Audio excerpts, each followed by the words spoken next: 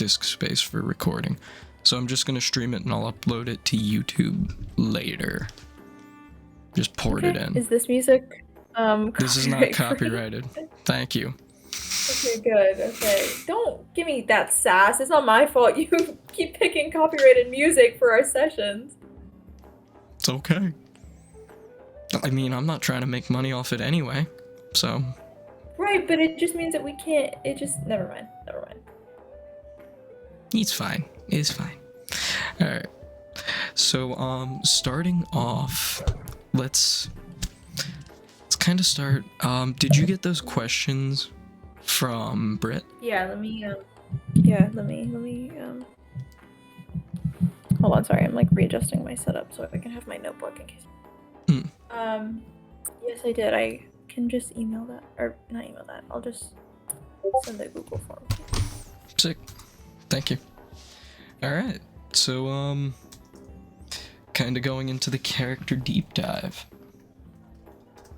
So, Jude is a very interesting character to me on a lot of different levels. I think you know, there's like the surface level, and then there's stuff that we can delve into a little further in. But what are 3 to 5 character traits that you think Jude has at this moment? I'm gonna start off with one of your questions, just because I think it's interesting how you see yourself. Sure. I'm realizing now I probably should have like actually written these down. I should have like answered these questions before hopping on here.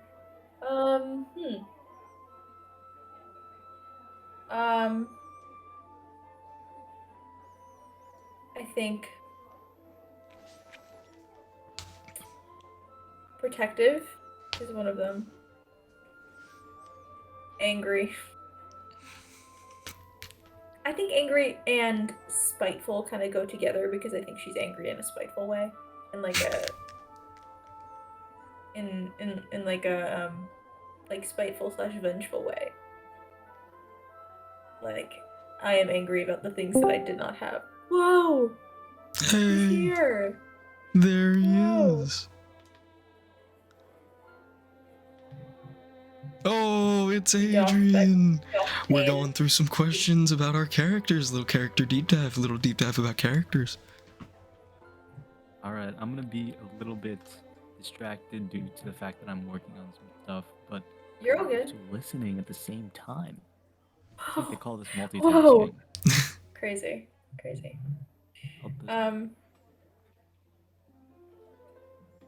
Yeah, so I'm pairing angry, vengeful, spiteful together because I think those all come from the same place.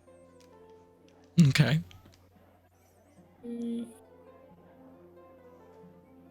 I'll only do 3. I think the third one. I think she's. I mean, I really think she's a really loving person. Like, I think deep down she has a lot of love to give. But I think maybe perhaps because of her, the way she grew up, not really being in an environment where it was A, safe, B, like time efficient to express that love. She kind of learned to like be like, oh, okay, put that away for later. We compartmentalize that. And I think what happens a lot of the time when you grow up having to compartmentalize things like that is that sometimes you just forget that that's a thing that you can do, is that you can just say that. You can just tell people that you love them and that's fine. But yeah. Can you tell I've done a lot of like psychoanalysis of Jude throughout? I think you have done a lot of psychoanalysis on Jude. Now next one's gonna be from either your perspective or Jude's perspective. What are 3 character traits that you think of when you think of Rafi?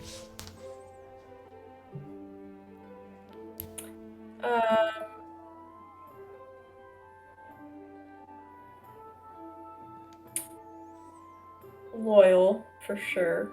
One of them.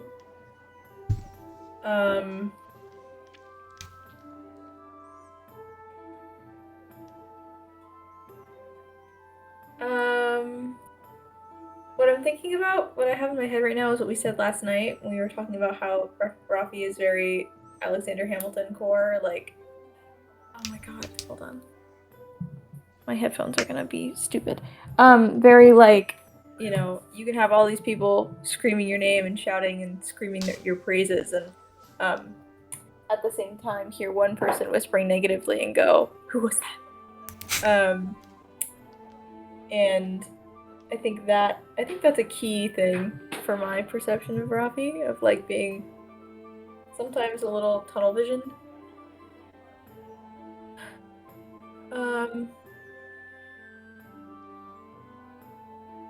I would say honestly also protective.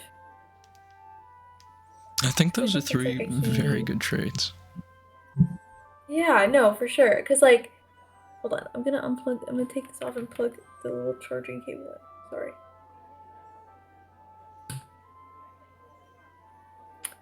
I mean, because those are good traits, mostly, except for the second one. But, yeah, I don't know. I would say Sorry, I'm that not offering much I valuable insight. pretty much agree. I think it's really interesting how you guys view your characters and then how I am able to view them from like the top-down perspective. Sure. Because you guys take it singularly and then from perspectives.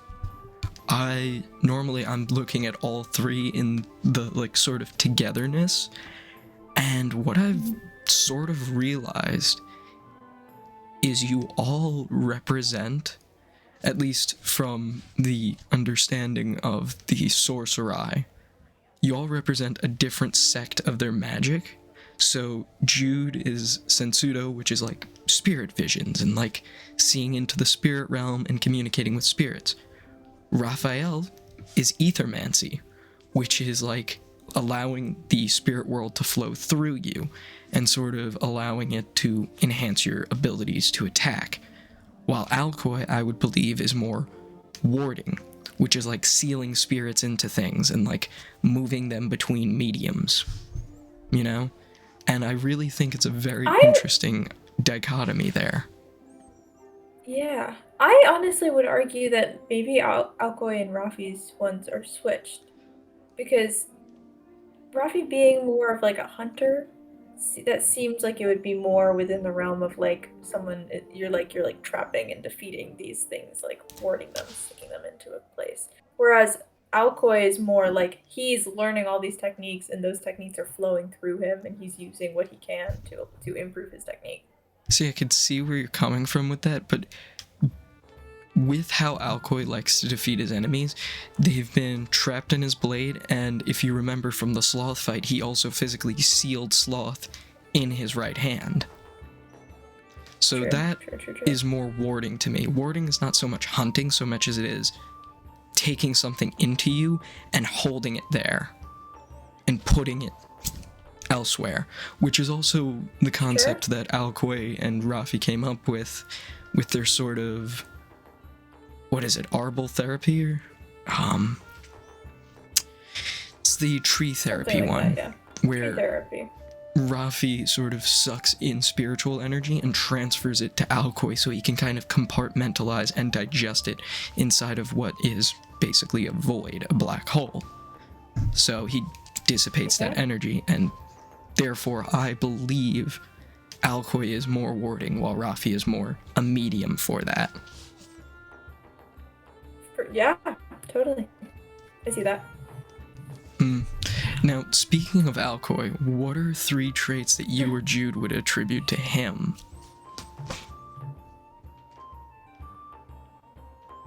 I mean, steadfast, I think, is one in a lot of ways.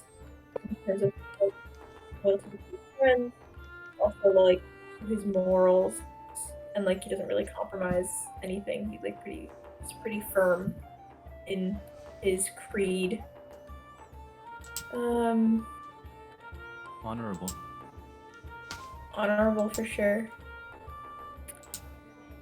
I would say so this might not make sense at first when I say it, but wanting, I think part of his arc right now is like learning what he does have and learning what he doesn't have, and kind of like getting more in touch with how that affects him. Because obviously, when we started the campaign, he was like, "Yeah, I have my goals, and I'm going to go to Rye City and you know, spread the truth about the Ryu and like all the like." But now, having had those interactions and being sort of shunned because of them, yeah, he was an outsider, but he didn't. I don't think he. I mean, this might be wrong, but from my perspective, it didn't seem like he expected them to fully be like, okay, you're out of all society now. It's like kind of like not realizing what you don't have, and then realizing what you have. And now I think he's in the realizing what you don't have state, where now it's like, oh, now I can look at other people and identify the things that they have that I don't. And obviously, like, family. Well, obviously, like, we have family with the party, but not like blood family. So much of this campaign for Rafi and Jude is like about blood family, like your blood relatives, people that raised you, and Alcoy not having that. I think he's going into his longing period. Not gonna lie, longing arc. That's what it is. He's going into his longing arc. So wanting is a new one. I don't think I would have said that before we started. I think there is something to be said about found family versus blood family, because for real, yeah. I mean, just with the connection you guys have made, I would say a lot of your current connections of your found family are sometimes even stronger than your blood family. I mean, for Alcoy, pretty much shunned by his whole family. Jude, I don't think you were that close with your father, if I remember from your, commentaries about him and your backstory. So I would say you're somewhat closer to the party than your father. And also considering Rafi, I mean, your brother physically betrayed the family. So I feel like there is that sort of, found family aspect to both of you, where he didn't feel that connection to the Marquez, so he left. And that's sort of for sure.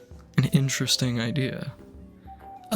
Yeah, I mean, I think oh, what was I gonna say? I like had it in my brain and now I don't.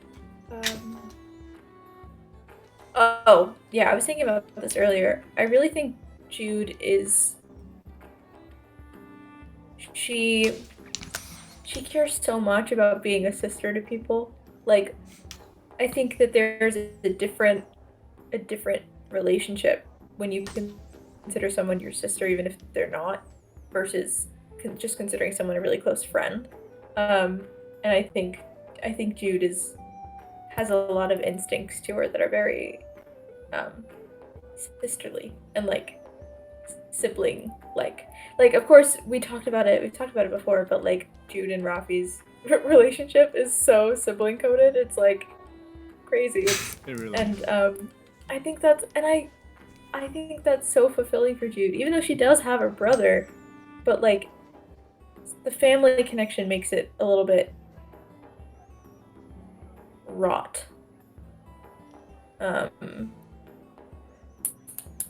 So yeah, I don't know. I don't know. That's one of the things I really, really like about D&D is you get to like experience that. We were talking about it last night too, where it's like good D&D means that you're feeling the same feelings that your characters are experiencing. It's like, well, I suppose that's a statement that could be argued. At least that's my perspective on what like quote unquote good D&D is. But I really think that's a really important part, and I think found family is important for everyone. I think for our style, that is a very true statement. Real family, I think it's really important to find that. I do also just mean in real life. In real life, yeah. I also just mean in real life, like I also am someone that gravitates towards that feeling, the like found family feeling, even in real life, which is probably why I gravitate towards it in D&D too. Yes. But the statement you were saying about good D&D, I do think that's important for our style. While, there are multiple ways you can run a campaign, I think for the heavy roleplay style, if you're trying to immerse yourself in a physical character and become that character, I do think that the statement that good D&D will make you feel the same way your character does is a true statement at that point. Well, immersion is so important. Depending on the game, of course, but for this game and also for many of the other games that I've been a part of, like immersion is so important. And for the kind of player that I am, it's hard for me to really like dig in, get my mitts in there if I'm not immersed emotionally. Because it's like, of course I can care about the story, not feeling like emotionally connected to what's going on. I find it really hard to like, be so involved because it takes so much energy. It does. It does take a lot of energy. Yeah. But yeah. Oof. I will say it is an interesting thing. Adrian, do you have any sort of comments or things that you would like to, like one or two traits that you pick from like Jude as a character? What'd you say? I'm sorry. What are one or two traits you would pick out with Jude in respects of their character?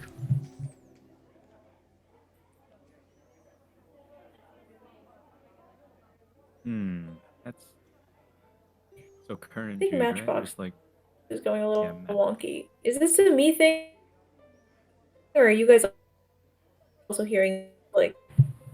Oh, sorry. Bond might be.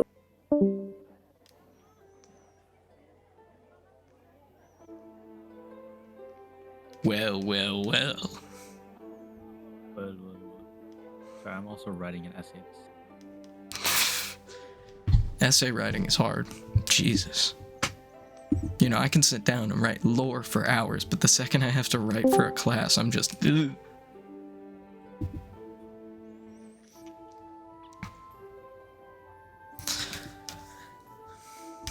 Mel. Sorry. There you are. I don't know what's going on. Really? Is Matchbox being weird for you guys? No. Or is this just me? Just you. Just you and your terrible internet. Phenomenal internet. What is going on? Yes, your internet is way worse than mine. Ha! You alright?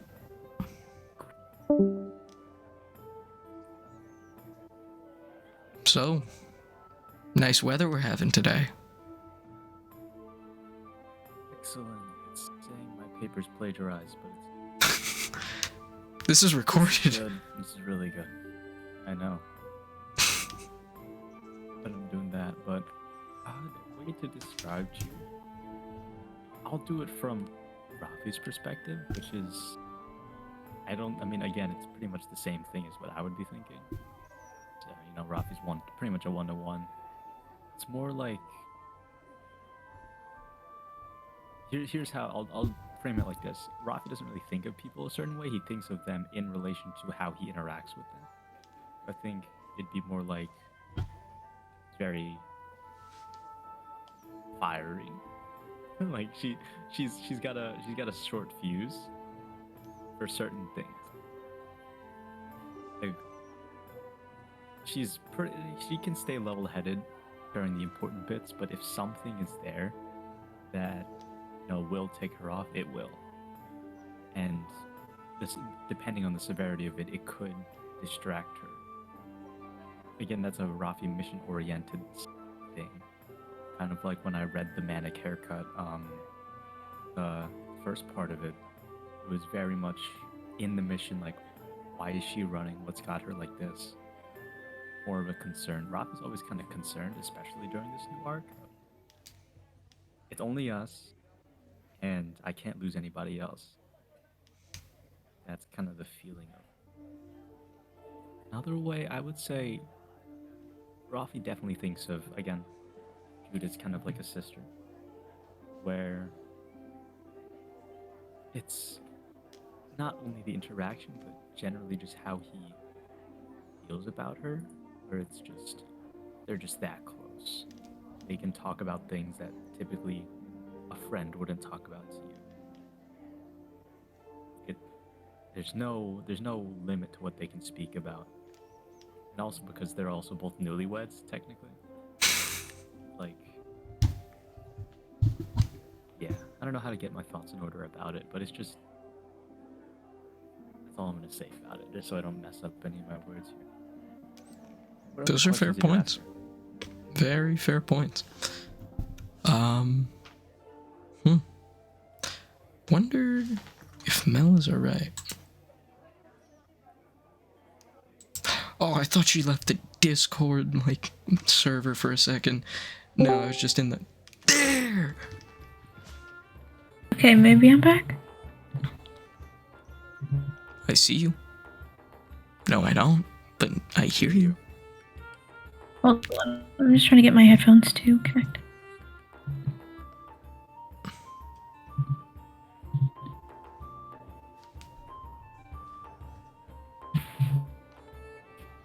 Okay, just keep talking. Okay, I'm. This. Alright, so,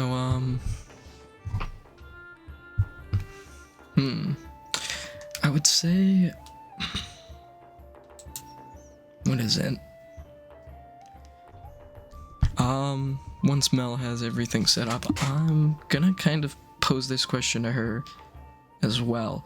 But what does your character want above everything?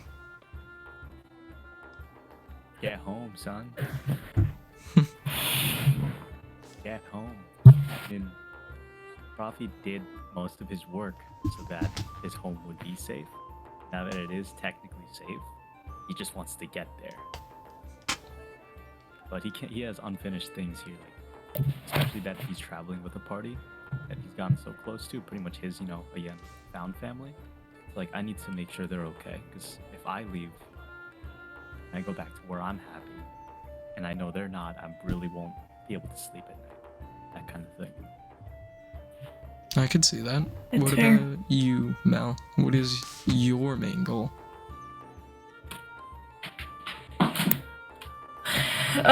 Well, right now it's fine lefty, but I feel like there has to be an overarching goal. I feel like stability is pretty up there, because she just has not really ever had she's not really ever had long-term stability, like, at any point in her life. And I wonder how much, like, how much of a difference it would make for her to be able to have, like, a one singular home, and also, like, just like a day-to-day routine. Because we don't have one currently. I mean, we do what we need to do on the day-to-day, but that's not really like there's no, I don't go to bed at night and go, tomorrow I know exactly what I'm doing, because I mean, Jude, whatever, because we don't know exactly what we're going to be doing. It's like, at this point in our lives, it's like whatever comes along and we have to deal with it, and that's what we do for the day, and that happens every day. I think it's also, that brings me to one of my favorite things I wanted to talk about, it is the house.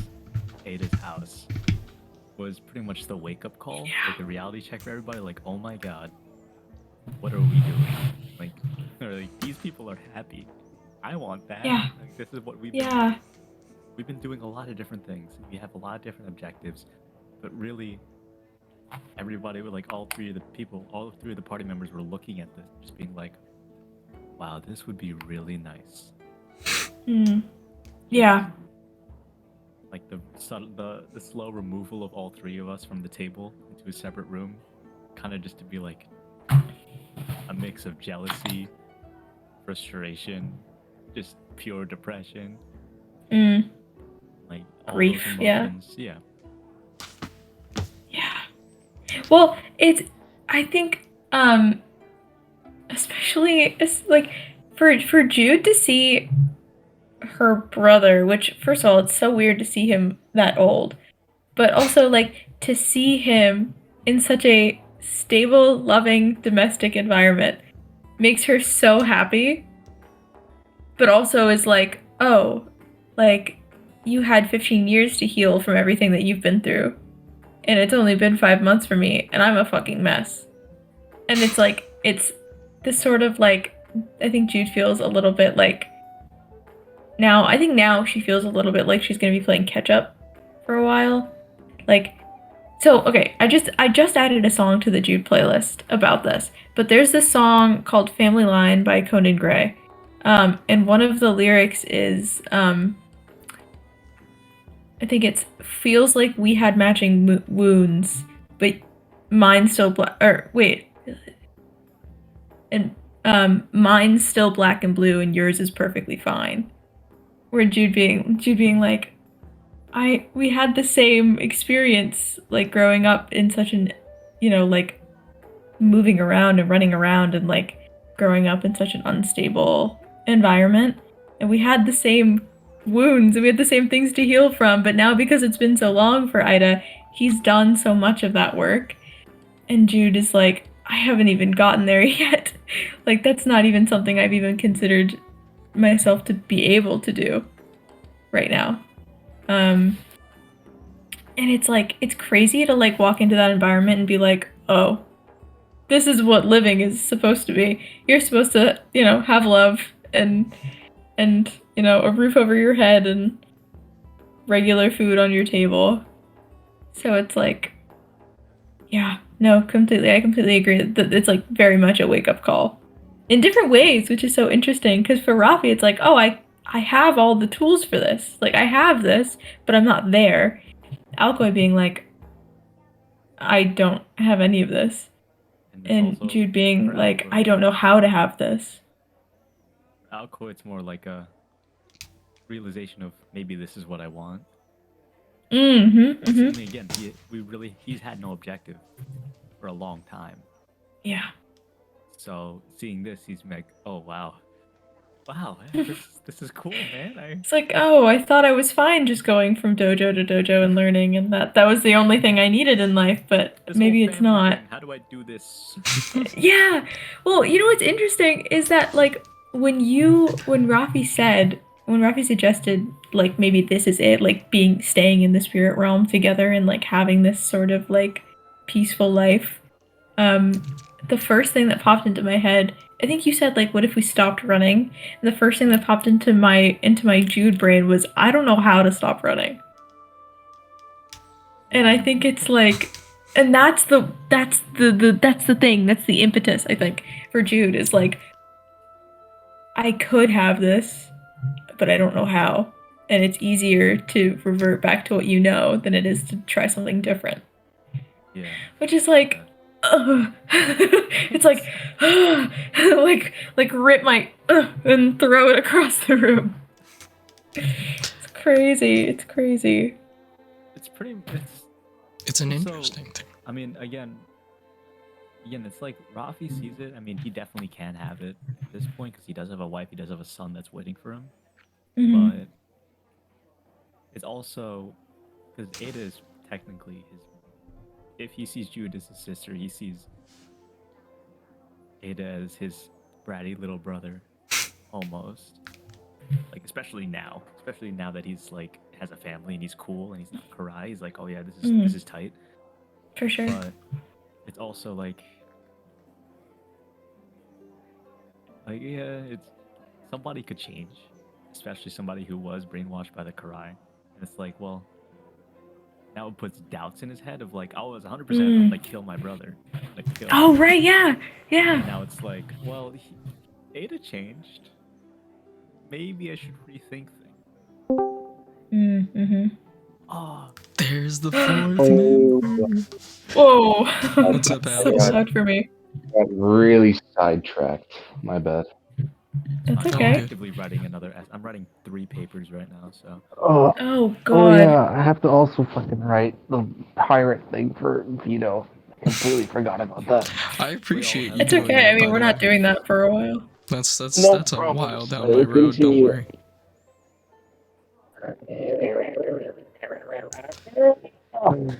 What the heck? I don't know. Alcoy Stretching on a munching on bed. driftwood or some shit. Just Alright, so No, that's my we were stretching noise. We were talking about we got to the topic of the house, the Ada's house, and how each character kind of reacts to it. I was talking about how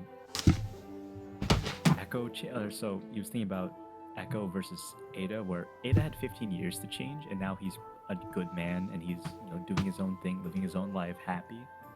And it kind of switched his brain of 100% dead set on killing Echo, versus maybe there's a chance that he could change, and Rafi still doesn't know if he wants to give that chance.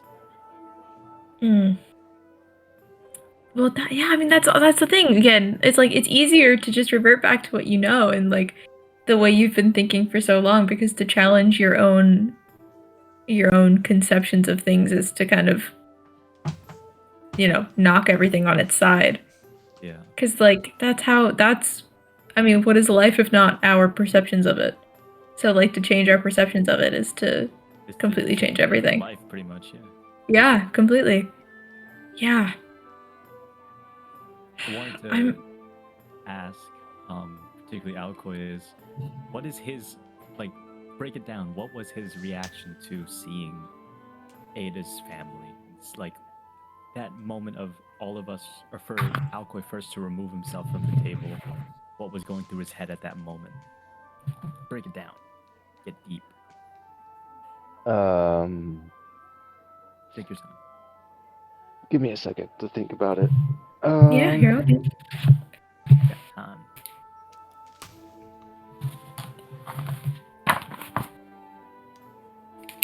I think in the moments he both recognized the happiness that was kind of there, but at the same time he also had like a mini flashback to when he was just about ready to duel with this person that he respected, but also was like, all right, I'll give this person a chance to go down the extra step, right? And then all of a sudden he sees like I don't know if it's like just like a very large rod stuck in his chest as he just kind of coughs twice, and he gets sucked back into the room as he's just kind of, yeah, this is nice, but it's reminding me of that a little too much. So he needs to go get some breathing room. Yeah. I mean, it's so interesting that it's so interesting to me that something is, well, not simple, but something like Ada just being happy, like having domesticity and satisfaction and stability, like really, like it's really, I feel like it's really telling that is what kind of got all of us to be like, oh, uh-oh. That's also a thing too, like Hanagafura's didn't really have that, and you have, like, Jude hasn't seen it, and then it's like, oh my god, you can do this. Like, our bloodline can actually sit down and have a dinner with a family. Well, it's also like someone like me. It's like someone like me and someone like my brother who have experienced the same things can have this. It is possible to move past the past and have this sort of life that we never had, which is terrifying. Because now, I wonder if there's like a little bit of it that's like, maybe Jude was able to escape the idea or like the responsibility of having to heal because she just felt like it was not something she could ever, like this life is not something she could ever have. And so it's kind of like pushing it away because it's like, oh, I can't do that anyway, so there's no use in thinking about it. And now it's like, uh-oh, I have to put in work to grow as a person? Uh-oh, who would have guessed? So, yeah, for sure. I would say overall this is a very interesting thing that you all decided to latch onto. I mean, the fact that you're all kind of just fixated on the detail of just a regular visit to someone's house. Like, granted, the circumstances are not normal, but if we take it secularly and just look at it from what it is, it's literally just dinner with the family. It's a family reunion or a family visit. We've done that. Yeah, we've done that in the. Yeah, we've had dinner with people's families before, and it has been fine. Yeah. Which is, it's Just so not with interesting that A this family specifically. from family, right? Mm. I think it's a combination of that, of like somebody we know, having like seeing how well they grew up, and also just the timing of it, of where all of us are kind of in. It's absolute chaos in our lives. Oh, completely. Yeah. So it's like the timing of, we've been running for 5 months from town to town, killing people, spirits, random monsters, breaking into castles. Like, our names have been plastered all over the continent, or all over the country, as our monikers begin to grow. And then we get teleported to an insane world where we have no idea what's going on. We're meeting new spirits, we're meeting new things, and then all of a sudden it just all cuts. And we're sitting down at a table, eating food with a little family, and we're all laughing. Like, it doesn't feel right, you know? Yeah, that just there's a song that I know that is kind of similar where it builds and builds and builds and builds and then it cuts and it's just silence or like very close to silence. And I'm imagining a montage in my head of like from the beginning of the where we stopped, right? The beginning of the time jump. Things like picking up and suddenly every day we're doing something and it's getting more dangerous and the stakes are getting higher and things are getting so intense and then suddenly we're in the spirit realm and all of this craziness is happening around us and then like you said, imagining it just cutting to them sitting at like the dinner table, like you know forks and knives scratching at plates and like people laughing but like kind of quietly and reserved. Yeah. I am curious about something. How are your characters kind of like mental state about being in this new place? Like how are they looking at their surroundings and thinking? Ooh, good question. For Rafi, it's definitely just confusion and frustration. Because again, he's a very, very like straightforward, like, okay, you let me know what I gotta do and I'll do it. So the fact that he has to think, the fact that Rafi has to think is making him so upset. That he has to sit and wait. He can't just go out and do what he wants to do. He needs to think about the rules of the world. So for sure. It's difficult for him. It's very difficult for him. Well, it's like the rules of the world have been so ingrained in him. Like, and especially with like hierarchical things, because I mean, my understanding is that I don't know, what's the hierarchy like at Rubia? Like, is there a like a tier system of like Tier list. is there a tier list of like roles? Because I mean, like the Marquettes are like kind of at the top of the food chain, I assume, unless it's not like that at all. It works more like, I mean, there wasn't really a hierarchy, more kind of like the clans in Yamagawa, where it's just like there's separate different things, and Marquez is just one of the bigger ones. Oh, I see. Like, Okay. It's a little bit more powerful in terms of like combat, but yeah, they're just another clan. And Yeah. After the Karai invaded, it was more just everybody needs to work together. So all he's known Upstairs is talking with friends. I just had to come down and grab my backpack. Sorry about that. Talking to family. he's all he's known is just, okay, let's tell me what to do. I'm gonna go out, fight, come back, then do the same thing again. Like he's very Mm-hmm. used to missions, objectives, because that's what he was. He was a soldier, pretty much. Yeah. But now that he's like exploring this world and just being like, what? Like, okay, there's bug people. What do we do? And they're fighting for some reason, but we're trying to fix it, and they won't fix. And, it's like, why? And then it's just eventually just goes back to why? How? Why? It's just like, Yeah. Just why am I here right now? What For are my sure. destinies? Yeah. Yeah. Gosh, I think for Jude, I think she's a little torn because I mean, as of the end of last session, I think she feels like she's made, a modicum of progress in her goal to find, obviously Ida, which she has found, and then also Lefty because I think she feels like he's also in the spirit realm. I don't know if that's true, but I think she feels there's a little bit of ease that there wasn't before. But also, I think there's something a little bit stressful about because like the last name thing keeps coming up, and she couldn't tell that she was in the spirit realm, and it's like I think what's bubbling up a little bit is like, oh, I'm an honored one here because of my last name, but clearly I don't know as much as I should, and I don't have the skills that I could have, and it's like a little bit of imposter syndrome because it's like, dude, I was in the spirit realm and I didn't even know I was in the spirit realm. Now I'm an honored one. Like, it's Yeah, kind of like, when what? Alcoy, like when Alcoy figured out he was royalty, kind of like a weird Yeah. little parallel of, like, oh wait, this was like that was supposed to be me. Like, Yeah. But yeah, I don't know. I think she feels I'm like, she's like, oh, I'm in the spirit realm, but I can't even use my mind blank. I can't really use any of my abilities here because I'll go crazy if, like, from the concentration of spirit magic. So yeah, it's weird. It's weird. I Sorry, think can you hear me whispering? a little bit, minorly. Faintly, but it's okay. It's It's not like not. It doesn't matter. Te rog.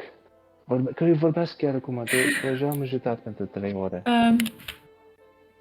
But yeah, it's weird. It's weird. Because we've never been to the spirit realm. We've been to the like dream realm or whatever the fuck that other we place met was. spirits, we met gods, but now being in the world is like. Now we're in there. Now we're on their turf. I think. Well, I guess Amosa's probably the closest. That little trickster god bastard. I still love that So- because that oh whole my thing where he God. was sitting in what was it, MBG's like forge on like a reclined chair with like glasses and a pad of paper. I've done that joke to Mel so many times when she like starts getting It's 'cause into I- like her I- angst of Jude, and I'm like, and how did that make you feel? And I have these pair of fake glasses back in my dorm, so we'll be on a video call Fucking and I'll just Clark have the Kent glasses ass. on, Yeah, and I'll just be my younger brother wanted me to draw a rectangle for him so he could finish his art project. I'm like, where did you? Because I didn't realize he lost the other one. For some people, that's really hard. Okay.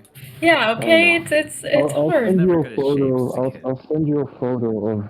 Actually, I'll do it right now. I'll send a photo of what I was doing just to pass the time while I was helping him. Anyway, carry on. but no, Yeah, it's I was like definitely- not surprised at all that you used that bit. Not surprised at all. You were like, and how does that make you feel? And I was like, I'm angry. I was like, I love the fact that he's just a bastard. Like everybody hates him, but he's just there and he pisses everyone off. no redeemable qualities. No, Yeah. it's amazing. redeemable Like qualities. you literally had like a nat 20. You were like, oh, beat that, and I'm like, and he pulls out at D100, and you're like, fuck you. He's the god that always wins. That's what he is. In his eyes, yes. He's like, he's the embodiment of the house always wins. Yeah, pretty much. That's him, yeah. in the long Well, I also run. like that he I think if he you were fucks to with the say that- gods too. If you were to say that to Alcoy would just say, well, it's also kind of your responsibility for not thinking outside of the box when it comes to doing a deal with a god. Right? And that's true. To him, And that's to him, true. he kind of expected he would do that. Yeah. I mean, that's true. That's why I said we wouldn't last a fucking second in the Feywild because we, like, are. I mean, at least Jude keeps telling things her name, and keeps not like thinking about the things that she's doing or agreeing Technically to. in character though, right? It would be. Where it's just Well, like, yeah. we're also, you know, after the 5 months, during the 5 months, we were all just kind of never had a chance to rest, and our minds are always in like a mode of, okay, like, we just got to get through this. We need to go. Mm. And when the trickster god shows up and he's like, now we gotta think, like, And it's just like, ugh. I've just thought get so this over much with. for the last 6 months. I Yeah. posted the image that I whipped up The in hell? like 7 minutes. It's pretty solid. I I love how you both turned opposite ways. Why is that just- actually kind of epic? The perspective. I like that the perspective is good. Yeah. I kind of fucked up the right side because I turned my head. I was trying to focus on just having my head facing one way. I turned my head and that turned the perspective. I'm like, oh damn it. No, it looks good. That's so Oh fair. my god, that brings me to another thing. It's off topic from what we were talking about, but it's also related. Sure. Where Sure. I listen to the playlist and then I pretty much create in my head a storyboard of what what a montage or a video would look like to that Sure. video. Like, Mhm. so I'm gonna actually run through the playlist and tell you which one Hell yeah. Hell yeah. I'm looking at particularly. I know Notre I Dame was one. Love this playlist. Yes! Isn't it such a good song? Yeah. It's like, it's so... Where'd it go? The Rebel, the Warrior, the Prophet. There it is, found it. Oak and Ash and Thorn. I don't. Mm. It kind of. We discussed it at one point where I thought it was, like the party, but I think me and Vito were talking at one point where it's kind of just a Rubian folk song, like a revolutionary song. Sure. Child of the Stars, one of my favorites. It's definitely an Alcoy montage. I would say yes. Mm. Literally, let me break this down real quick. Let me go to the lyrics, all right? Wait, hold on. Vito, this song, it says that you added it. What? Wait, hold on. Hazel Eyes by Sabrina Jordan. I have been listening to that song on fucking, like, it's on the Jude playlist. I think. See, I just find it so fun that you added that. because I kind of see that as just like a... I can't even describe it, but originally I put that on my sea shanties playlist for Oh, wait, planning it's the not on the pirate Jude playlist, campaign. but- And I realized that it, like... It's such a good song for this campaign. You know? Like, the sound of it. I don't think lyrically as much as everyone else does, though. I think based off of the beat and the sound of the actual song, which is interesting, because you That's think fair. lyrically, which is why you'll send me I think songs so and you're like- lyrically. and you're like, this is so Jude, and I'm like, this is not that vibe.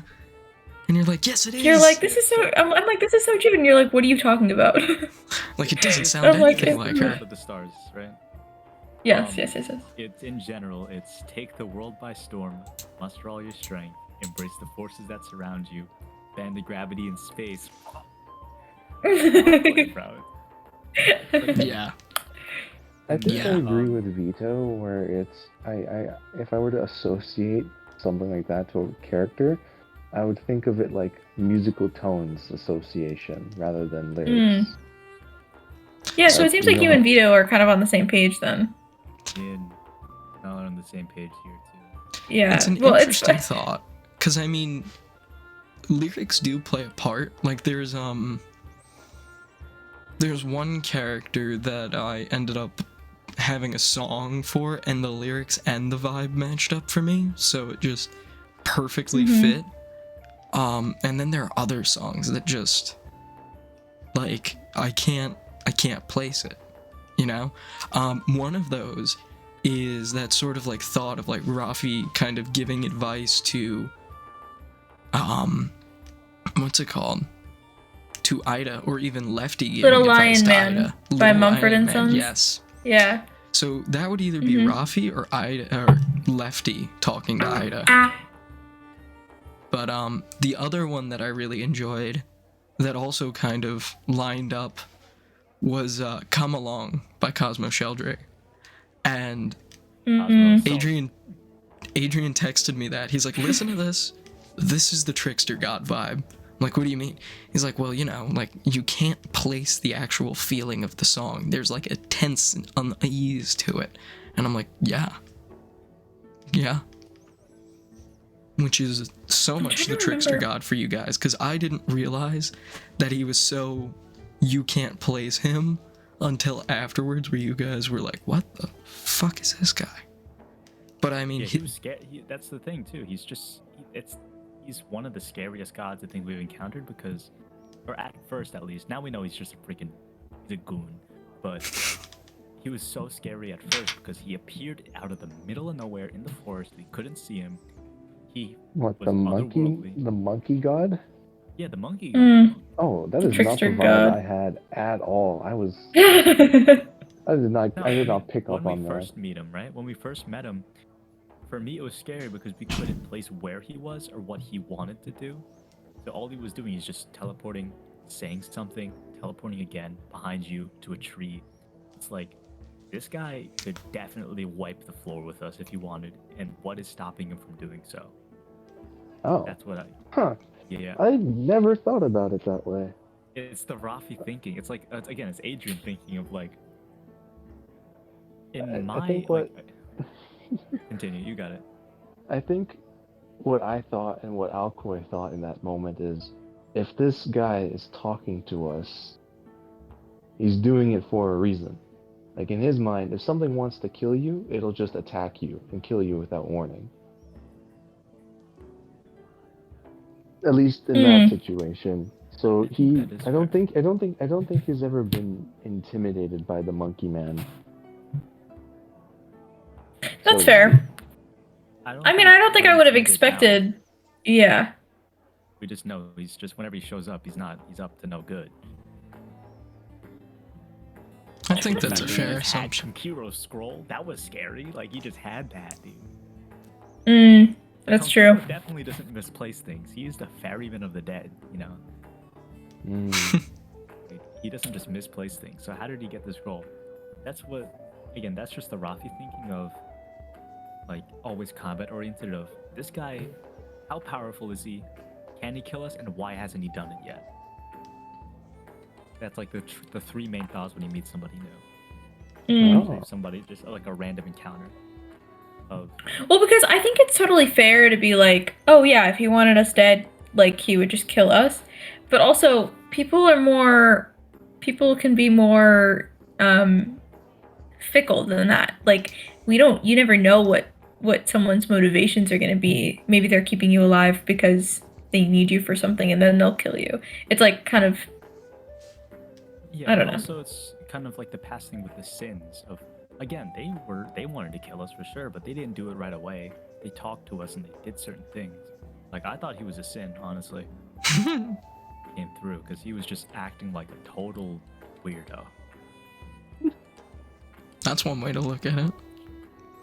Speaking of the sins and the lore, though, since we've transferred to that topic, what is one new, like, sort of plot line that we've opened up, or two new plot lines that you kind of have interest in? Like, the examples I can give are the Muramasa blades, or maybe, you know, some of the NPCs that you've heard of, or anything that's like newly opened up, anything that anyone has that they think of, and why. What would you like to know about that?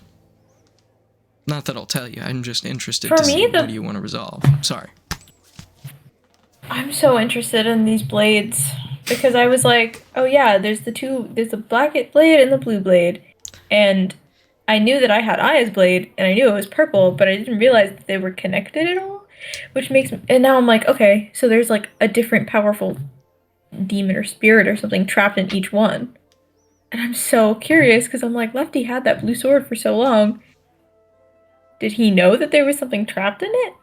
Like, and also, why didn't we know that there was something trapped in it? Can they only sometimes communicate the way that Tenny does, or like why can't they? And it's like so many questions about those blades. It's crazy. And also, again, it's about the blades. We thought there was 2. The hand thought there was 2, but there's 10. Like, who knows? Yeah, not only is there like a few more, there's actually 8 more. And that's insane. And I'm wielding one of them. And you've only seen 3. Yeah. So it's like, what the fuck are the other ones? Yeah, and where are they? And who has them? And it's like, so I know that the blue blade, because I've used it a few times. I know that that's like the sin killing blade. That's like the one that can actually like effectively kill the sins. That's why Lefty had it, because that was his goal. Aya's like drinks up the souls, and like that kind of I don't know that it like absorbs the souls of the people that it kills. Well, who says So It's not like all this, of the it's blades like, it's like drink them soul up? coin. Why do you think one was able to kill a sin and so was the other? There's well, I guess that I just figured I question. would have been able to tell from using the blue blade whether or not it was doing the same thing that the purple blade does.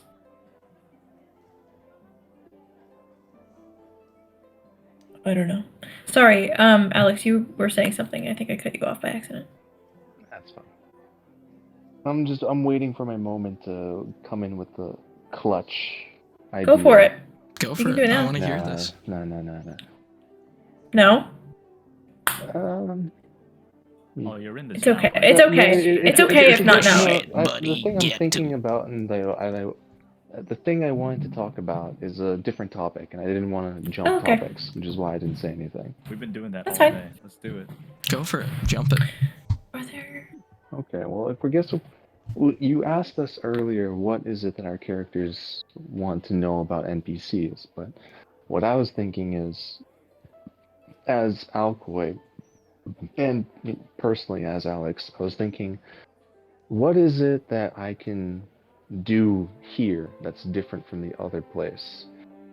Like in the spirit realm. MBG said that spirits could be turned into items, like they can be converted into items or put into items. And he's like, wait, that's a thing? In that case, what other things are there? And he has been searching on his journey to try to find a way to improve his armor, which has long degraded since it was made by the old man, and needs modified so he can change into his Oni form when need be. So it's on his mind to think, well, if that can happen, what other materials are here? What other methods of making things are there? And it was also a case of, because know that Alcoy never really had like a place he just called home. He didn't have any familial bonds, nothing. So when the rest of you were, well, when Raphael and Jude were unsure of the location and kind of freaking out, Alcoy was kind of, the way I was thinking and the way I would have responded if asked was, Alcoy was in the exploratory mood, just to wander and watch and learn. Sure. Not trying, like, I don't think he would be concerned if something happened that was threatening, but he wouldn't, he would be in the mindset of, I will wander and watch and, like, I'm repeating myself. What was it I wanted to say in better words? He wouldn't think everything is hostile, right? He would just think it's a different ecosystem and he's a visitor there. Much like how he was treated when, he wandered outside of Ryukin villages and people were like, oh yeah, you're Ryukin? Oh, cool. And he saw lots of cultures unlike his own. This isn't very different than the mortal plane to him. Sure, yeah. I think it speaks to character though, right? Because Alcoy, we talked about this earlier, where Alcoy didn't really have an objective from the get-go. It was just more of a explore and gain knowledge. And Rafi's very mission-based. And Jude is Please. Like Jude's thing is kind of. I don't- I wouldn't know best. Well, I think Jude was kind of just thrust into this position of having this power that she had been pretending to have for so long. Also, in time skip wise, it's like Rafi. Oh, I see. Got it. Yeah, Rafi has a mission to, he wants to get it done fast. That's why he hates the spirit world, because it's so confusing to him. Jude needs to find Ada and Lefty, so she's rushing. But since Alcoy, it kind of ties back all to the house, where Alcoy never really had things to look for. So all he wants to do is just look. He doesn't have anything tied with him, so he's. Mhm. I guess it's kind of like an electron, right? If an electron doesn't have something they're bound to, they bounce around looking to find something to bind to. And that's kind of becoming more and more apparent with Alcoy. He's looking for something that's worth taking up a lot of his time. Sure. Yeah, so Yeah. again, Of it course. explains the exploratory mood. Of course, one of his main large goals is to restore the honor back to his Ryukin people and tell them they've been lied to and how they can, adjust, right? That's a big thing for him. But beyond that, he has to do something for himself, and he does not have that yet. He had something going along the lines of that, but that was until he got like a huge ass spear or something in his shoulder, and suddenly that was abrupt, and now there's just a void where that thought was, and it's slowly kind of irritating and bothering him. Sure. Yeah. Oh, right, because you mentioned he was like kind of rubbing his shoulder a little bit. I didn't make the connection about that, but that makes sense. No, that's Oh my gosh. yeah. Yeah. Well, that's the No, thing. he This was is having why- a trauma flashback. I feel so bad. Well, what I'm saying is I this was is trying why to be you subtle about it, and it worked. Yeah. It was so Oh, it subtle. worked. God, It now worked. we're It talking worked. about that now? Mm-hmm. Well, again, What's that's that? why when you go What's that? back and watch a lot of these things, you guys are quite possibly the most interesting players to me, because you make characters, you stay in character, and you reference the little details subtly. You do the show don't tell very, very well, which is why all of your characters could be at least like pages on pages of deep dive essays on the psyche and the lore of your characters, which is just a complete testament to amazing writing from you guys and also amazing playing of these characters. So, I know Adrian likes to say Yeah, for masterclass sure. of DMing to me a lot. You guys are like, I can't say masterclass because It's I funny feel like because you won. Maybe it is masterclass, but it is to the same degree, even higher than what I would consider my DMing.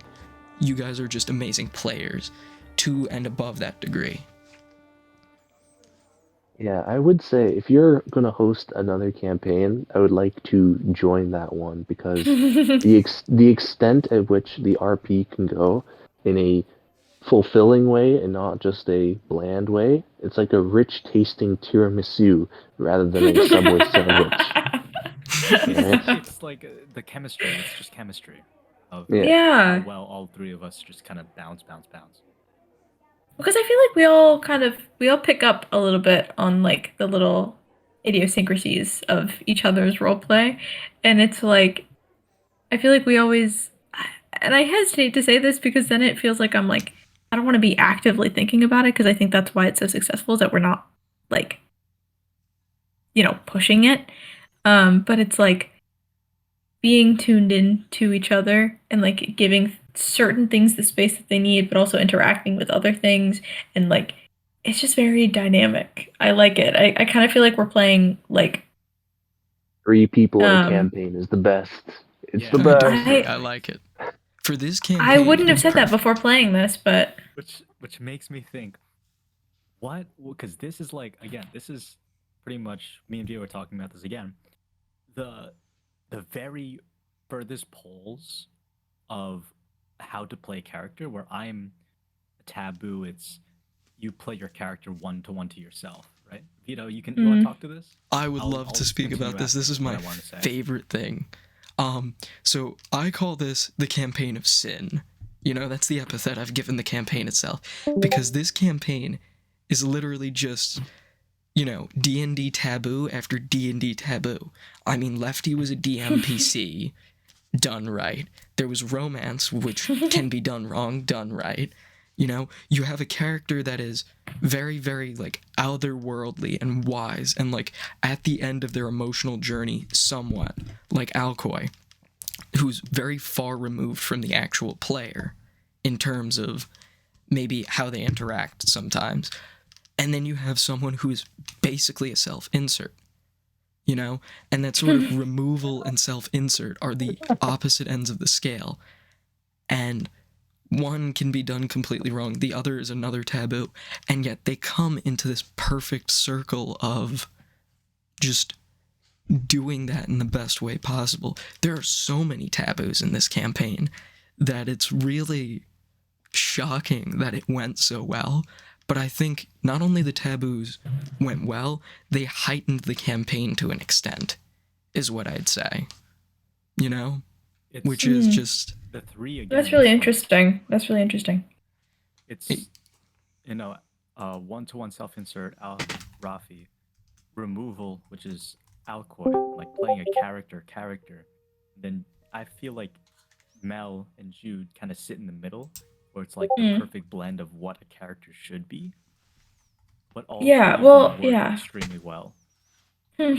For sure, yeah.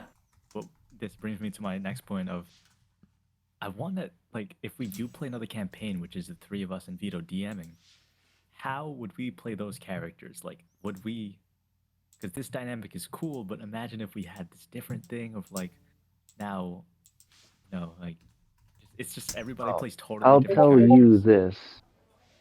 I will act very differently when it comes, like, currently, I think of it as I am a fighter samurai with these traits.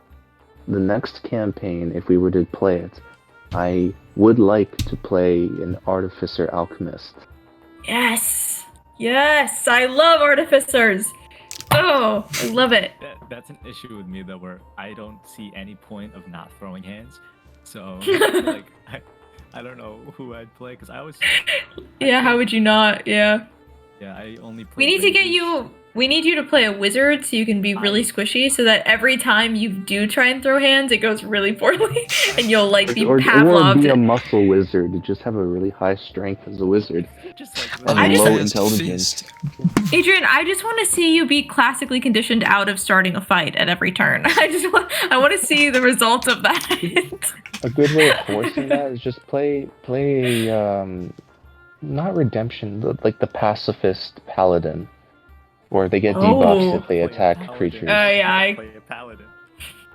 Well, Which is also... It would be fun. It would be fun if we, like, tried to do a one-shot at one point where we, like, assigned each other characters that are, like, the complete opposite of the kind of characters that we play. Oh my God, and, like, just see how it goes. 100% improv, where even the players don't know what they're getting themselves into with their characters. Like, Yeah, like, you maybe have, like, characters. a couple hours or something to like, you get your character and you have a few hours to, like, prepare, and then you have to jump in and play it. Like, I feel like that would be a fun little challenge.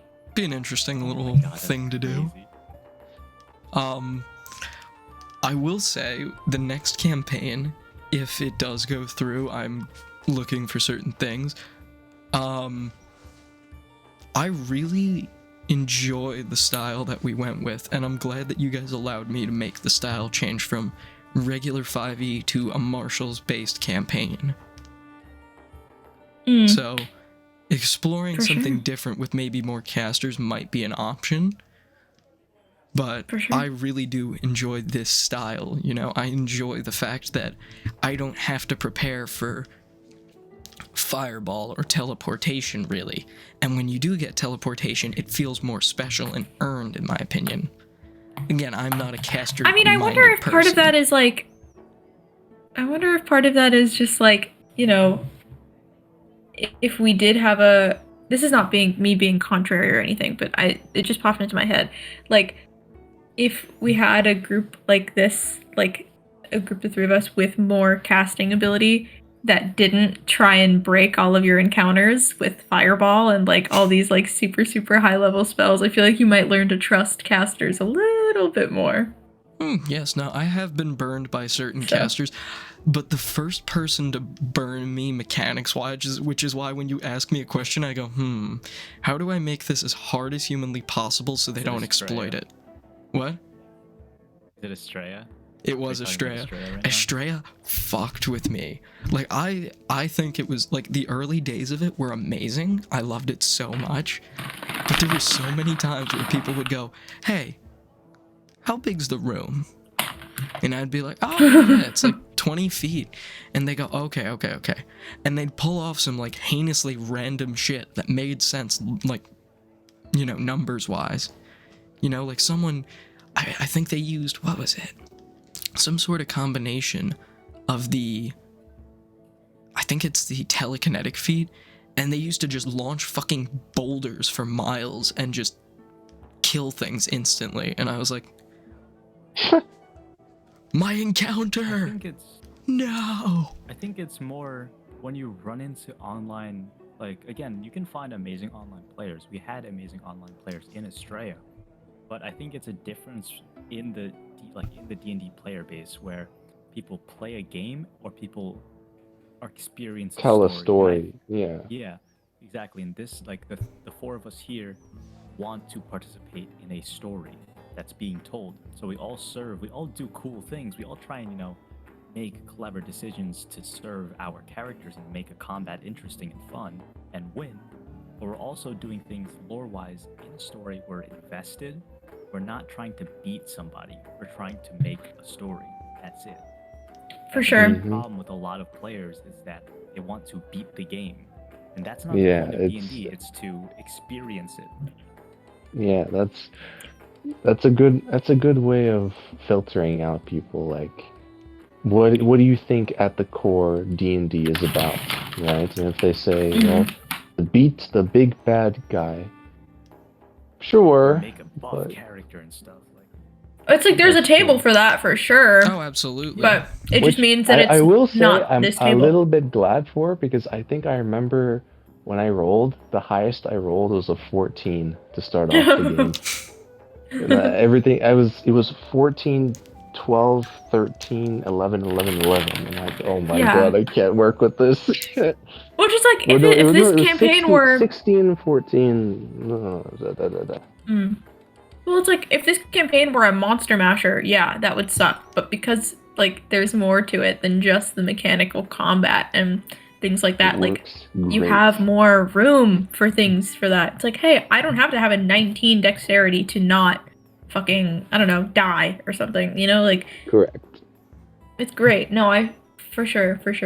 Which and also, it's interesting because something that I've been learning a lot about recently, specifically in the last year, is like how important communication is in D&D, which is it sounds so obvious because you're like, oh yeah, you're talking to each other, you're telling a story, but you would be so surprised at how many tables that just like didn't communicate at all about expectations or goals or like specific wants and desires for your character. Like personally, my freshman year of college, so like 2 years ago, I started in a campaign that was the Rime of the Frost Maiden Icewind Dale campaign, which if you ever get the chance to play it, it's brilliant. It's really good. And we played that for a good like year and a little less than a year. And then there were like a few things that came out of that where because we weren't communicating about the like big things that were happening, it kind of got, you know how D&D can get a little sticky sometimes, where it's like your interactions with people can get a little weird, and it's just one of those things where like if you're not being intentional and clear and communicative, things can get sticky, and it ended up taking us like something similar to that, Jude, when I was in high school as well. I was Sure. trying to help run a D&D campaign for the school. So I'm like, all right, anybody who's interested in D&D, come in. Now, there was one person who brought it up to me, and that was the inspiration as to why I wanted to try it. All right?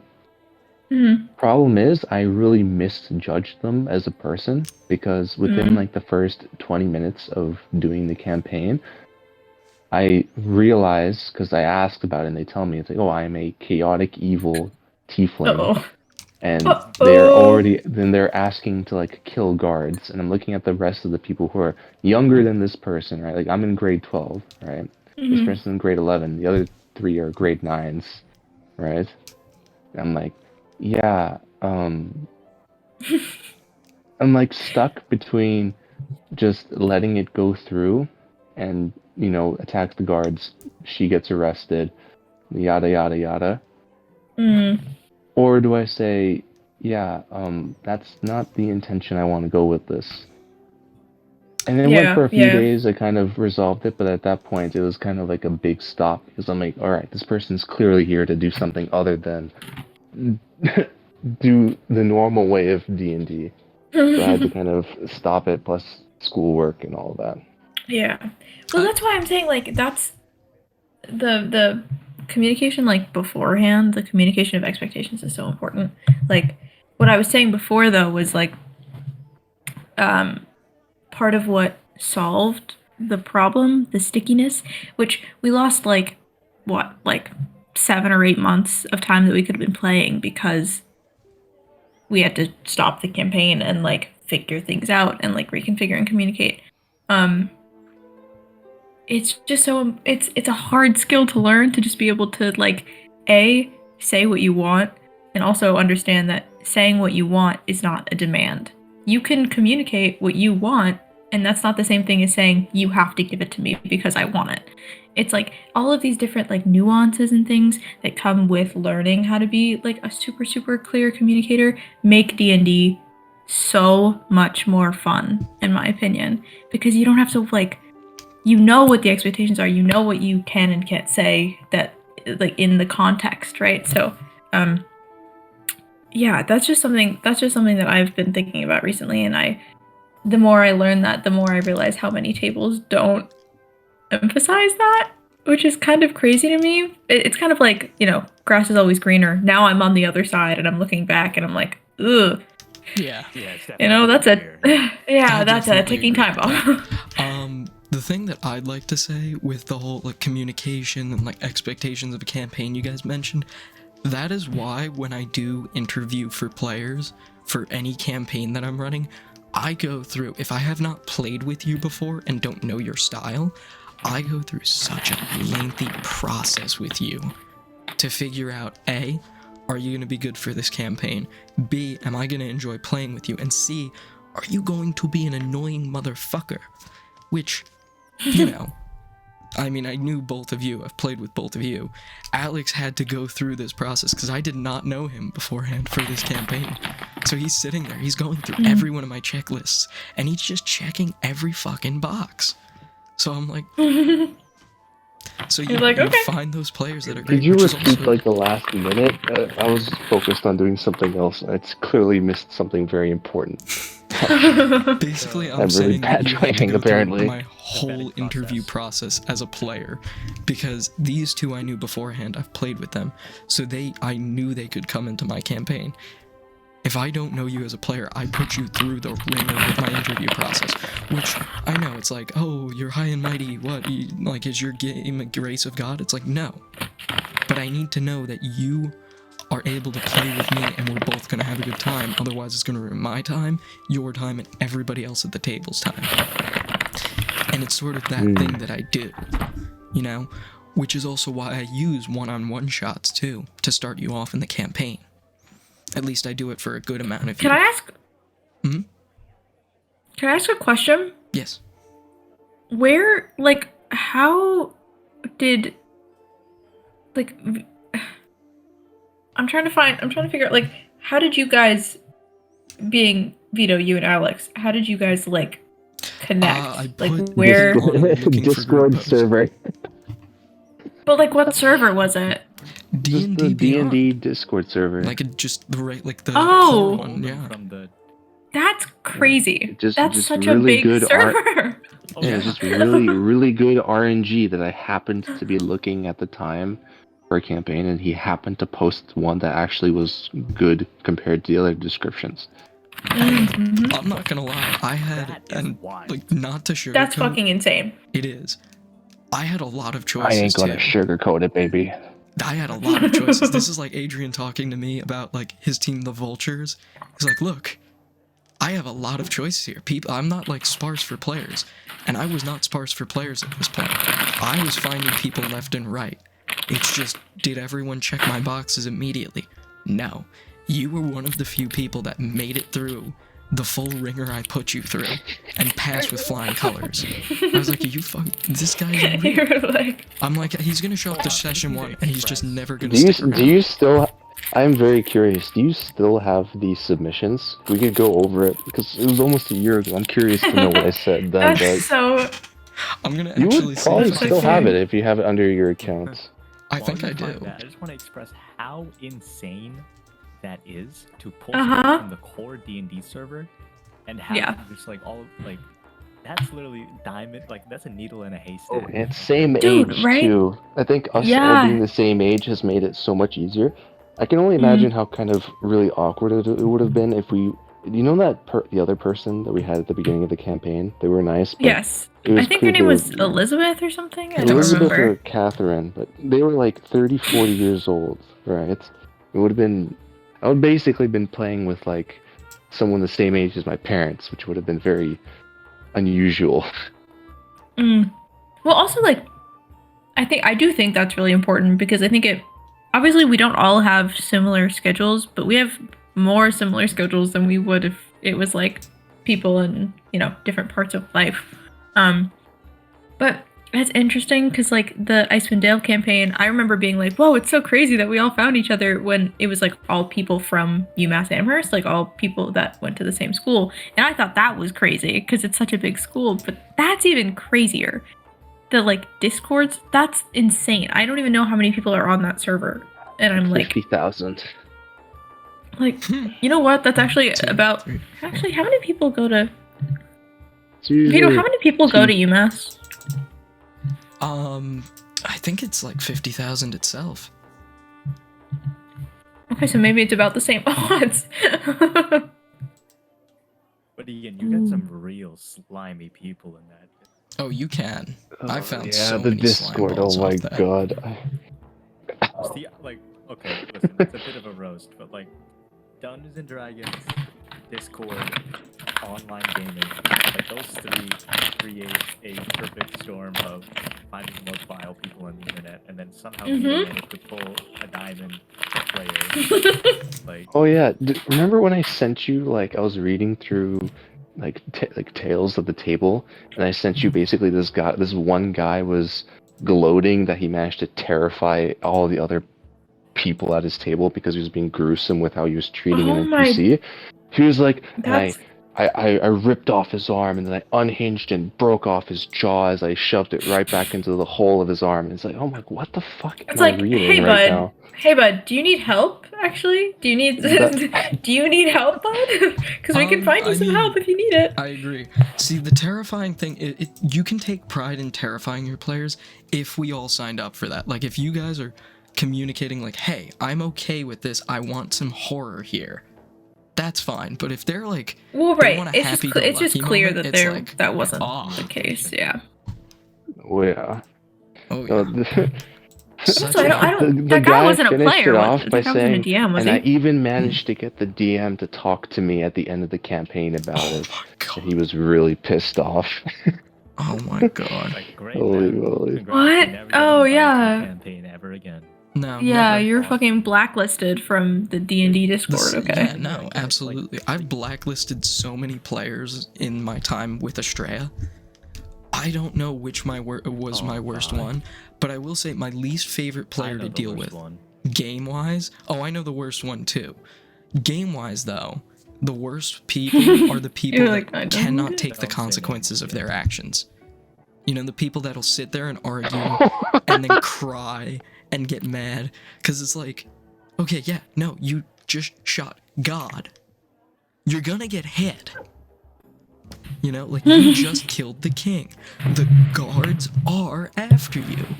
And it's like, but why? It's like, What do you mean, people, why? again, it's the video game mentality where like people don't have like permanence, like object permanence, right? Yeah, and there's no save point in these campaigns. No. You can't Well, just also- be like, oh well, I want to go back. It's also that you're interacting with real people. It's like, yeah, you're not interacting with a fucking NPC video game that only has maybe 4 or 5 programmed responses. You're interacting with real people. That's what you signed up for. So if you're not prepared to communicate like a normal fucking person, if you say something or do something that somebody doesn't feel comfortable with, then don't play a game like this. Don't play a social game. Go play Baldur's Gate. Play Baldur's Gate. Postal Like, you'll 2. have more fun. Yeah, You'll have more fun with exactly. D&D if you can go do like something like that. It's like, Sponsored it's by just, I think Baldur's Gate. people No, we're not. people No, we're not. forget. No, we're not. People are like, it's just a game. People are like, oh, it's just a game, and it's like, yeah, it's a game, but the people are real. Yeah, I'll say this. It's like, I mean, me and Vito, when we were, moderating Estrella, when he created it and I joined in, we had to rake through, like, there was so many, like, we had players join, and they were literally from the deepest, darkest depths of the internet, where we would have to, like, if you scroll up, like, 2 years ago, for me and Vito's running, Estrella, we would have to talk to other moderators and be like, look at this player, well, look what he said, look what we found out he did. And then we're like, oh my god. And then we have to ban them. Then another player comes in, the process repeats. It's just actually why a big reason why I backed out of D&D for almost a year was because of Estrella. Burnout, Because right? It wasn't burnout, it was disgust of like, oh Ooh, my god. that's even I hopped worse. Yeah, I played a game that I thought I loved, and I loved it for a long time, and I hopped back into it after a little break. I'm like, all right, let's have some fun. And then I had to basically be a private investigator for, real crime. Yeah. It doesn't feel great, and I lost my motivation for D&D. So when Vito talked to me about like, hey, you want to join this campaign that I have? It's kind of like a spin-off of what I had before with you. I don't know. Like, did you vet these players? Like, do you know who these people? He was like, yeah, trust me. And now look where we are. Yeah. No. This one campaign, brought me back to where I was, and even more of, I want to play this game. That's good to hear. This is the point of, I'm gonna wait 5 months. I'm gonna wait 5 months to hop into a campaign like I never left. I'm gonna sit in my car and listen to music and be like, wow, this reminds me of that campaign that I want to play. Like, that was me at the end of the semester. Totally. Like, my full playlist, like, as I was nearing the day of our, like, restart, my full playlist was just stuff that made me think of the campaign. Like, sometimes I would physically listen to TikTok audios and be like, oh, that would make sense to make a TikTok about the campaign related to this, because I'm very into anime, if nobody understood that. But, yeah, I mean, physically, my background is Ippo Makina Uchi from Hajime no Ippo. But, it's just like, I see a lot of these anime edits, and I'm like, I can replace those 2 characters with Jude, or Rafi, or Alcoy, and someone else, and it's just... Sure. It's such... And it worked, yeah. I love it.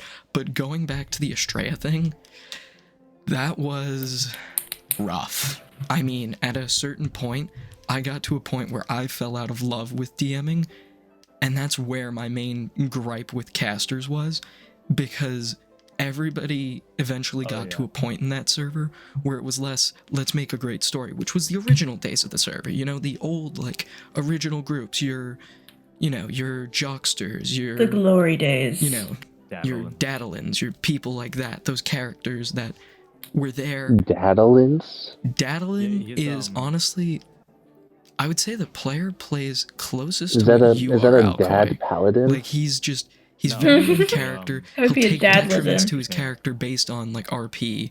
Like, I remember he had his arm cut off at one point, and I was like, don't worry, you can roll normal, like, you'll be fine. And he went, no, I want disadvantage on my attacks. I want to take that hit, because I lost my arm. I'm taking that consequence. And that, again, it's those things of, like, you understand that I'm making a story with you. Granted, it was a very video gamey type server at a certain point, But near the end, it really became just number mashing, and it was just banging my head against the wall. And that's when I went, all right, let me try playing a game with no casters. So I made the original set of this game called Tao Te.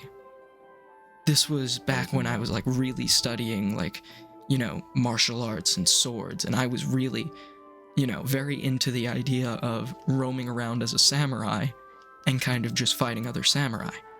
And the first few sessions of that campaign were great. And then I had to go away to college, and I was like, everybody kind of, no, I didn't. I didn't realize that was so. I didn't realize that was so recent. I assumed that was like more than. Like I realized that was a while. I felt like that must have been a while ago. I don't know, in the fake timeline in my brain, even though. See, I've only been DMing since my senior year of high school, which is now only 2 years ago. So I am like fresh into D&D, and I jumped in hard. I jumped in hardcore. Like, wait, you graduated 2022, right? Because you're a year below 22. Me. Okay, got it. Wait, 22. I just couldn't remember. Yeah, 22. Yeah. But I remember at one point I was like falling out of love with the server, and actually Adrian joining pulled me back in, because I fell in love with D&D before I knew Adrian liked D&D. And this was after I met Adrian. And then you fell in love with Adrian. Exactly. But, I remember on the Deca trip, I was with Adrian just chilling in a room, and like I was still in my like phase of like I am extremely awkward about the fact I play D&D, because there was a stigma that I thought that was tied to it that I get very weirded out by, and I don't like telling certain people if I don't trust them. So I like took a shot in the dark. I was like, yeah, you know, I found D&D, and Adrian went, oh, yeah, I play D&D. And I just went, you do? Just because it feels like a great moment to say, I have the stigma that you're saying and feeling right now, I have the same when it comes to when involving romance and character stories. Because I'm a person who hasn't had that chance yet of like getting to know somebody intimately. So I'm kind of in that stigma of like, well, I know from a story standpoint of how to do romance properly, but I also feel it would be really weird to try and play that in a game. Because you have to put a little bit of yourself to make it genuine, right? Oh, and for sure. And when somebody like me hasn't done that yet, it's like, this feels strange. Because it's like almost sense. Like because it's almost like to a degree you're consciously aware that you're like avoiding reality in a way by doing this, but it's also like a mix of other good things where you're telling a good story, but those things creep in, and I'm very self-conscious when it comes to that. No, so that's really that was a good moment for me to say, because I was a bit shy to say that. No, that makes sense. That's really interesting. I will say, with Lefty becoming a romance, I did not originally think of him being a romantic character. I thought of him being like either a rival or someone like, you know, that you just hunt down over time, kind of like Rafi and Echo. And I just, it was just the one first unhinged line, and then that came Mel out went, of his mouth, where it was like, I still remember it to this day. It was, what? Am I fiery or am I passive? Like, you can't have it both ways. And it was just, it was something like that. Having you anyway, but you can ask nicely. No. It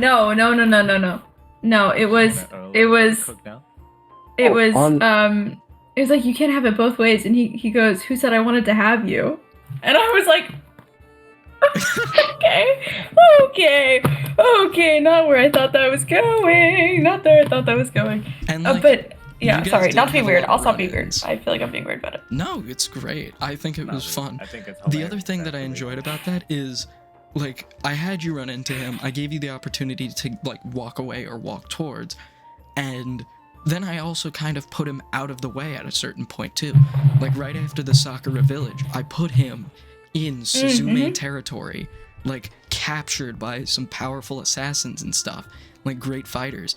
And it was like, you can go this way, or you can go towards the guy. And you chose to go towards him, and you've kept chasing him for this long period of time. So it was it was your choice technically. So that's, in my opinion, Oh, I liked completely. that better, Yeah. because I walked into that eyes putting wide it in open. and just giving you like a predetermined, okay, this is your love interest, by the way. It doesn't feel right. Yeah, well, that's also not, I mean, not that D&D has to be accurate to real life, but that's also not accurate. organic. You know, it's like, it's a choice. You have to make the choice to, yeah. Well, that's really interesting, because I remember, because when we were playing, why can't I remember the name of the Feywild campaign? To Kill a Fey. When we were playing To Kill a Fey, that was, I mean, obviously, Vito and I met through a mutual friend.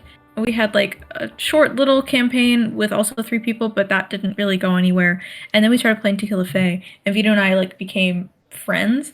And that was like a conversation that we had where you were like, yeah, I just don't really think I'm super, comfortable with the idea of doing like a romance arc.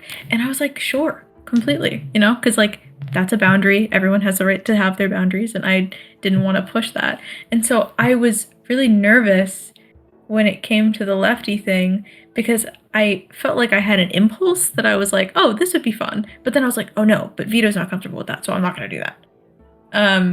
And I was just very nervous the whole time, because I was like, I don't want to make Vito uncomfortable, but like also it seems like this is kind of going in a direction.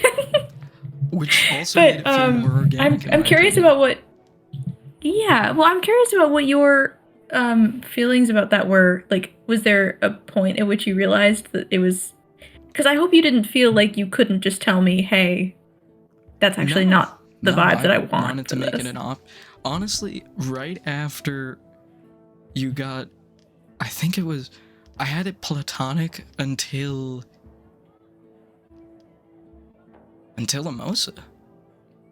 That's when it stopped really being explicitly platonic, yeah. Explicitly platonic. In a kind of like platonic, not platonic talk. Yeah. Mm-hmm. Yeah, like there's a thing here, but also you don't just go from like, oh yeah, we're friends, to being like, hey, love you. Like, it's like for sure. But that was the part in my brain that went, no, this is possible, and I feel very comfortable with the possibility. It wasn't until Emosa that I was like, yeah, no, this is highly plausible.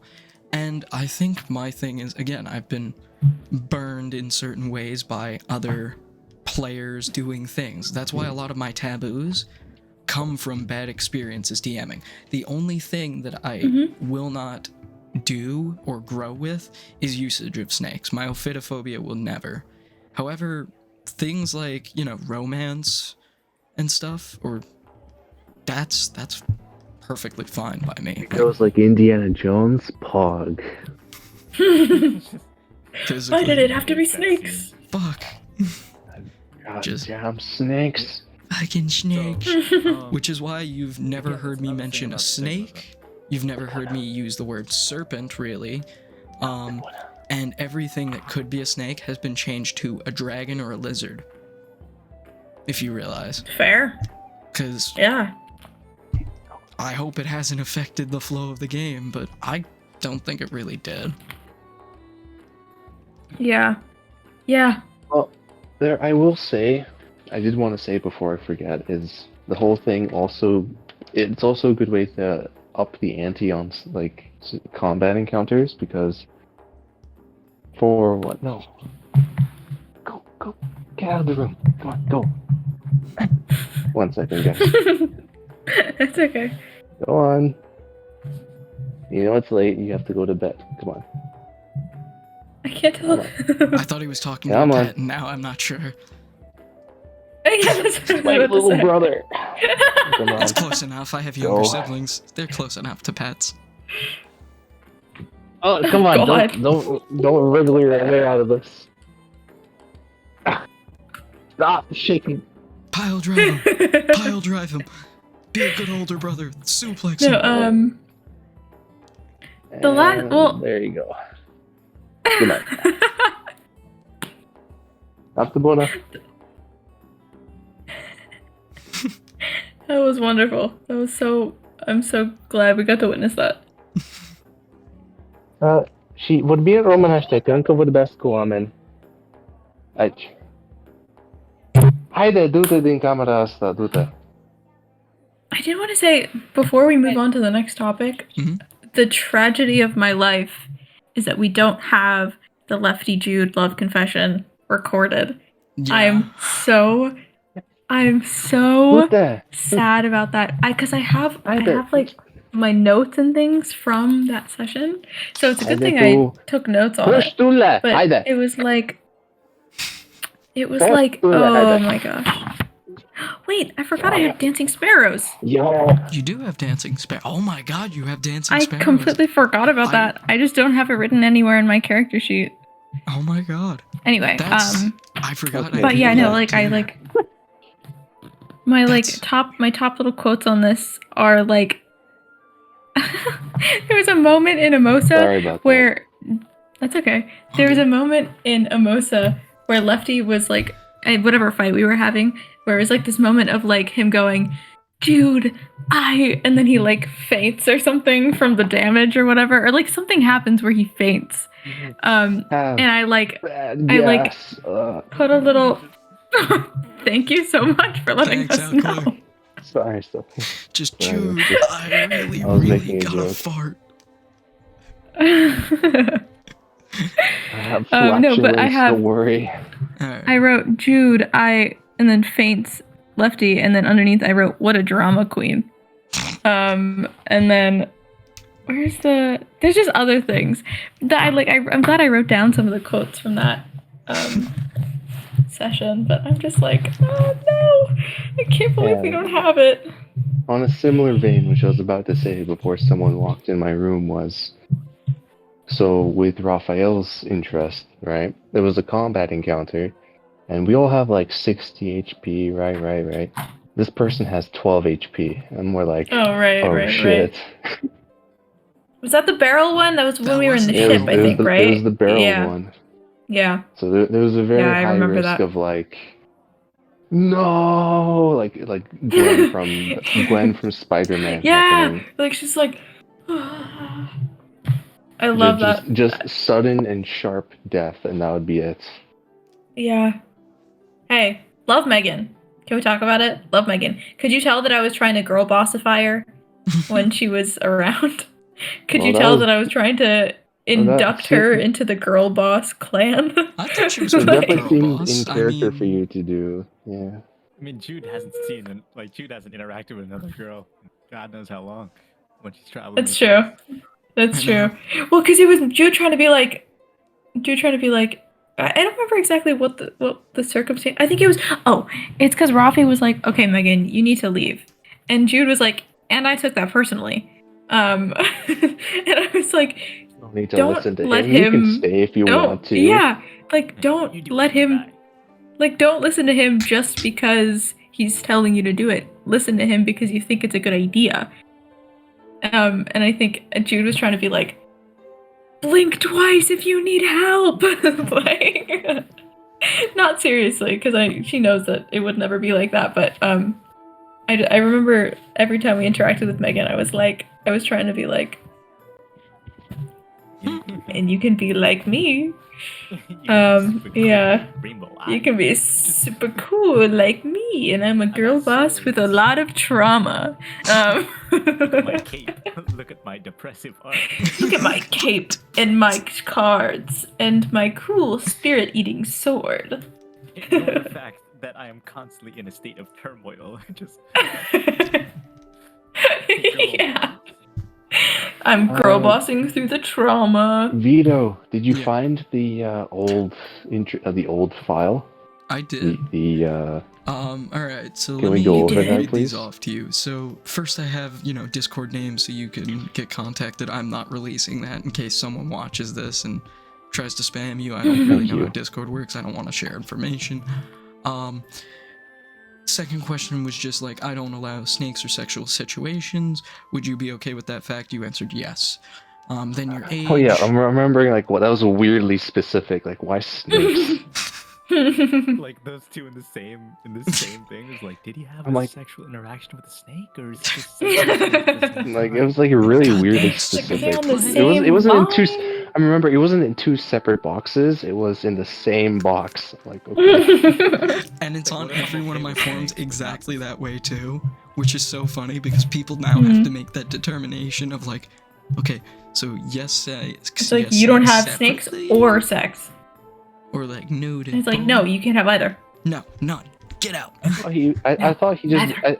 I thought he just like didn't like that visual image of when a snake brood comes out. I'm like, yeah, I get that. Oh, don't, That don't even shit's tell me so what that is. so Don't And he tell was me nasty. what like, that yeah, is. I get it. I relate. You seriously went, oh, valid. Oh, Technically, no one and questioned Vito the doesn't know answer. what it is, so he should not look it up because he will not sleep tonight. Don't look it up. if he has a Yeah, no, snake yeah. phobia. Yeah. Then I went into God, age, yeah. your preferred pronouns, and then I went to the one which isn't all that important, but it was important because I do prefer when I run things like this. If I don't know you, I want you to have a little experience playing D&D. You know, that's my own thing. It's like kind of like you Well, need 'cause it's a experience whole- before it's a you whole can get this different- job, but it's the thing is I will run new player campaigns, but I need to know that I'm running a new player campaign. You know, and I will put mostly new players together. If I'm playing with experienced players, I want other experienced players at the table. You know, because that game is going to be far different than the other one.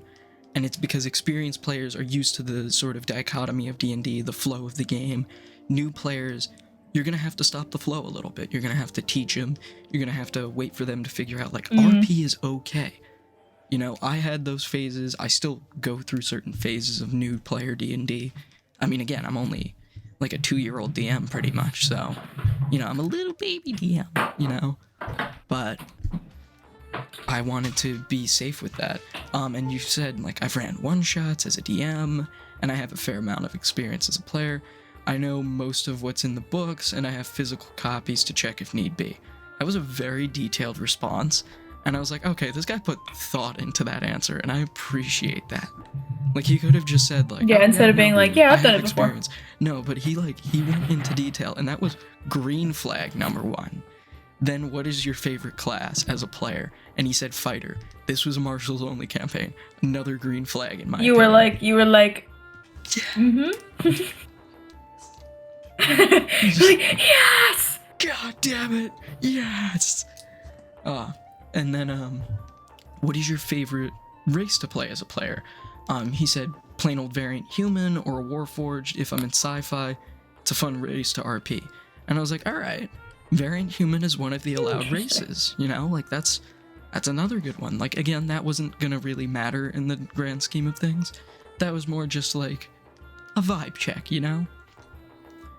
And then what is the most important part of DM and D&D to you? Another, like, really well thought out answer was, I suppose to me, it's working together with other party members to work towards a common goal. First sentence is already a green flag. It's nothing more hype than when cheering your friend on as they come up with a clever solution to a problem to save your ass in a crucial moment. D&D is about bonds and working together to make new friends. And I feel like that one definitely came to fruition in this campaign. I'm like reddening a little bit. Yeah. Continue. He's Then I had you blushing. submit an example of a backstory you had, and honestly, it was a pretty good backstory. I'm not going to go into full detail for sake of time. I might go back to it. But then I went true or false. D&D is a player versus DM experience, and I am going to win it. And you answered false. Like, that was a layup question, you know? But again, I've had people answer true, which weeded them out immediately. Really? You know? And it's like, he's like, I don't need to see anymore, actually. I'm just gonna close this tab. So the false answer was great because, you know, it was a layup, which is good.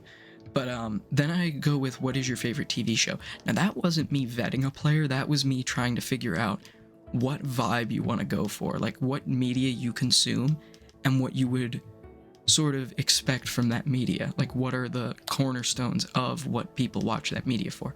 And you said Mythbusters and Star Wars Visions, which I found very interesting. Ooh, So I was like, interesting. good Deep as choices. hell, dude. Good choices. I was like, deep cuts. Where does your inspiration for your characters? And this is where, like, I think Alcoy really lines up with this description. Because, your answer was that you take great joy in taking inspiration from Arthur and the Knights of the Round Table and the vibes and what those knights stood for. You know, kind of like the honor. That makes me want to run a Camelot campaign. That's I'm- awesome. That would be really cool. If you run that, that'd be. I gotta think about it. Then when playing D&D, what is a must-have at your table? Having clever solutions to problems so long as it's feasible. Example, but he gave an example. He gave a fucking example in a question which people were just being like, communication. Which is why I loved this. It was like, both entrances to Goblin Cave are heavily guarded. Why not blast through the ceiling? You know? As well, for every character relevance... every character to relevance to what's happening in the story, and thus being able to join RP. I don't want to feel like an NPC and have nothing to contribute. Which again, like, Alcoy feels like a very grounded part of the world, and I'm glad that he interacts with the group as much as he does. That specific part was, I think I wrote that a little bit out of like spite, like against the last DM I was just in, because I'll explain it. So I had wanted to play a Eldritch Knight, and I was looking through backgrounds and all this, and I decided to choose Wielder of the Old One. Basically, it's a background where the feature is you start with a sentient longsword. It just speaks. It doesn't know any information. It just talks to you. And the DM was like, okay, we'll give you a vestige because we're late into the campaign in this, right? I'm like, okay, pretty cool. There was mystery. At some point, I eventually learned that the blade was of Bane, which is like the evil tyrant. Right. And I had my character be neutral good, right? Oh. So I'm already kind of like, I'll try to balance that out. Like, okay, no. And I'm realizing, like, wait, we've been talking about this ranger that's in the party and going after dragons for like 4 sessions now, and I haven't actually had a really good chance to even say why my character is following these guys. All I said was like, oh yeah, I know, like, this blade told me to follow you guys for whatever reason, and just time is pressing on, and it was a lot of that. And there was also another moment of, we had the deck of many things, and of course, you know, shenanigans happen with the deck of many things. I rolled the idiot card, and I got like almost the max value, which was really detrimental, you know, for an Eldritch Knight. I'm like, okay, that's fair enough. I drew from the card, and then the next card I drew was like, okay, death. I'm like, okay, I guess, because I knew what the deck I knew what the deck of many things would do, right? And I knew like this one is good for a fighter because a fighter is capable of, you know, fighting against death. If it was a wizard that was out of spell slots, they're kind of fucked, right? So normally what it does is like it will do an average of 10 damage every turn with like always hitting. And it usually has an HP pool of maybe 60, right? What the DM decided to do right then and there, he said, you know what? Because he was saying like some of these cards are not hard enough. We had just crossed into the level threshold of +4 proficiency bonus, right? And usually that's in like 5 level gaps, right? He asked me what my HP was. He asked me what my proficiency bonus was. And he said, all right, that Death Spirit avatar has 4 times your current HP. So it went from being like 60 HP to like 280 something. I'm like, shit, man. What the fuck? And so kind of go through it. I go through the third of the HP before I'm down to like 10% HP. And the DM is like, okay, Bane speaks to you and says, you must choose something to sacrifice yourself to gain power. And I'm thinking, well, let's go with an eye. And I get like some temp HP. I managed to go a couple more rounds. Like, okay, let me give up my left arm. Because I'm like, well, I can't like give up a kidney or anything. I need something big. And so now the blade, like whenever you hit something, you gain HP and temporary hit points. Great. Managed to beat him, all is well. But now I can't actually cast spells because I'm missing an arm. I'm like, okay, Oh, what the That's fuck? bullshit.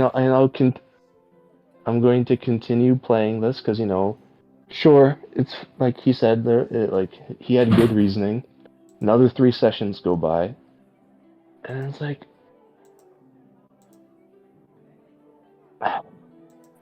That's it was whack. more of the same. And I think near the end of it, I was starting to mention it more and more to the DM, and I think my irritability was showing. And then at some point, I just got a Discord message saying, "You are kicked from the group. The other players like thought you were annoying, and then you're gone. You've been very rude to the group." I'm like, all right, sure, I'm out, I guess. Because I was like Ugh. 1 session away from just saying like, dude, I'm doing nothing. I can't Yeah. I can't do anything RP wise. I've been handicapped greatly combat wise because I can't cast spells, which is the main focus of what an Eldritch Knight does.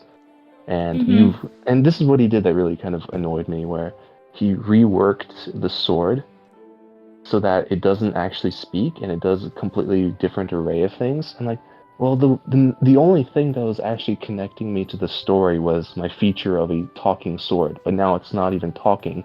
Why is my character even following these people? Why, like if he was playing based on the motivations of what was going on, he should be attacking the party members to like conquer over them and get more powerful based on what the sword was saying, right? Did he Beforehand. did he ask if Did he he like read did he Echo let you Knight? know? Did he like well, but was he like, "Hey, I'm thinking of changing the you know, abilities of the sword." Like did he just go, "Okay, actually your He sword he does ju- something different now." he said he wanted to rework it. I'm like, okay. And he reworked 2 things, and then the next day, complete rework. Ugh. Ugh. Yeah, that's And yeah. I didn't Crazy to like be this. like you're missing a hand so you can't cast spells. Like what? How does Bullshit. that I would even have make had I would Actually, sense? have that's I would also I would have had my bad. I would have had to wait until I got the feat. Like I would have had to wait until we leveled up until we got either what was it called? Warcaster, right? Which you don't need somatic for. That was Yeah. what kind of kept me in the game, but That's it bullshit. was rough. No, but what is it? I thought if I thought I was reading it in one way, but I thought Eldritch Knight, you can use the 3rd level ability Weapon Bond to make the sword your arcane focus. So wouldn't that make you able to cast spells through the No, I, sword? I, I asked that. Like, I asked, can't I cast things like a green flame blade? Like, in my mind, I'm like, Yeah, okay, you if I'm should going be to be able to. using You should be utility able to cast. spells, I would sheathe my sword and then use utility spells and such. But he said, no, you need another arm. Like, it specifically says that it's this and not your weapon. You need like another hand to do it. I'm like, Hey, okay. whatever happened to rule of cool? So It's he like put you who in a cares about like situation. Sorry, you first, Mel. it's okay. No, you go first, it's fine. Okay, I didn't want to cut you off. I'm sorry about that. No, you're good. You're good. Talking from a DM's perspective, as a guy who likes to do a little bit of give and take, if I do take from you thematically, you know, he basically forced you into that situation, whether you believe it that way or not. The bumping up the HP to that degree pretty much forced you to call upon Bane. He forced you to give up body parts to have your character live. Now, granted, you could have chosen your foot, or just your hand, that would have still been the same thing, or your ear, or your other eye. he would have probably pulled something like you're blind, you can't see now. So any spell that requires sight just doesn't work. And it seems like it just seems vindictive in my opinion, and B, he completely changed your class. I mean, you can't use your main class feature of spellcasting. And he didn't give you the option to be like, okay, since you can't use your spellcasting, this is what you get in return. You know, you can't cast through Bane. I think which, I do remember giving him shit about like, hey man, you can't just like I told him like you can't.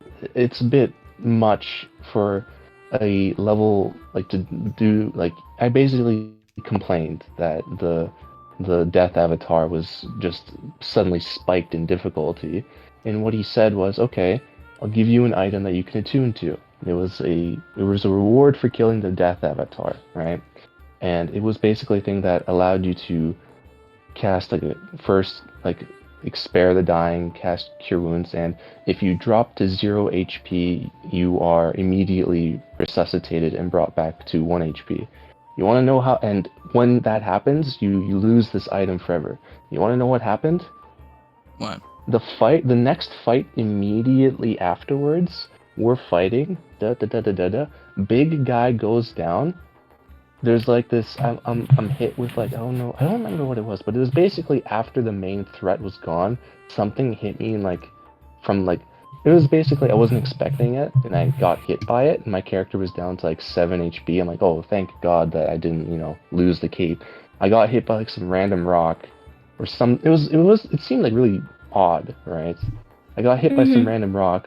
I get knocked out, so like brought down to 0 HP. And he's like, yep, and your cape brings you back up to 1 HP, and it's gone. I'm like, It's like, what was the point of that? Yeah, like... I would have been like, surely, like, I could have, known that I would have been fine in that situation. The cape wouldn't need to bring me back from dying. But no, it's anytime you reach 0 HP. I'm like, well, shit. And it dissipated. I didn't even get to use any of the features that was on it yet. Ugh, unbelievable. Yeah, it just seems... It seems like it's generally cruel. Then again, like, some people run campaigns that way, and that might be their style, but it's just... It's all about the communication of expectations. Yeah. What I'd like to ask and open up to you, Adrian, is what is your worst experience either as a DM or as a player? And then I'll open this up to you as well, Mel. Worst experience? In-game? Oh god. In-game or out? In-game. Just generally. In-game. Go general. Or... See, that's the thing, because I don't... As a player, I don't play. So I think as a DM, it'd be better where... Again, I'm a very environmental storyteller. From Mel and Vito, who played a campaign with me, I'm very environmental and very atmospheric, where if I need to be fully immersed, I need you to be fully immersed and down with what I'm putting out. And if you have a question, you ask it, but if you're like, my campaigns don't work if you're not interested. You need to be pulled in 100%. So I don't really think I've had a bad experience. It's more just criticism for me, where I don't feel like I did enough. It's not bad experience. It's more, what did I miss? What could have made this experience better for the player? Because that's really what you are doing as a DM. You're providing a service for your player. So what could I have done better for them to have like a wow moment? I'll take it to like Incisor, right? The one shot that I ran, where I knew you guys were a little bit, I knew you guys were having, like, oh, we're gonna go in a vampire campaign, we're gonna have fun, we're gonna kill things like that. Then I just threw a curveball at you. I was like, what could I have done to make it better? What, like, maybe they wanted more combat. Did I make a mistake by just turning the campaign on its head, or turning the one shot on its head and making it horror? Like, what could I, like, did they enjoy it? Did they not? Did they this, really did enjoy it.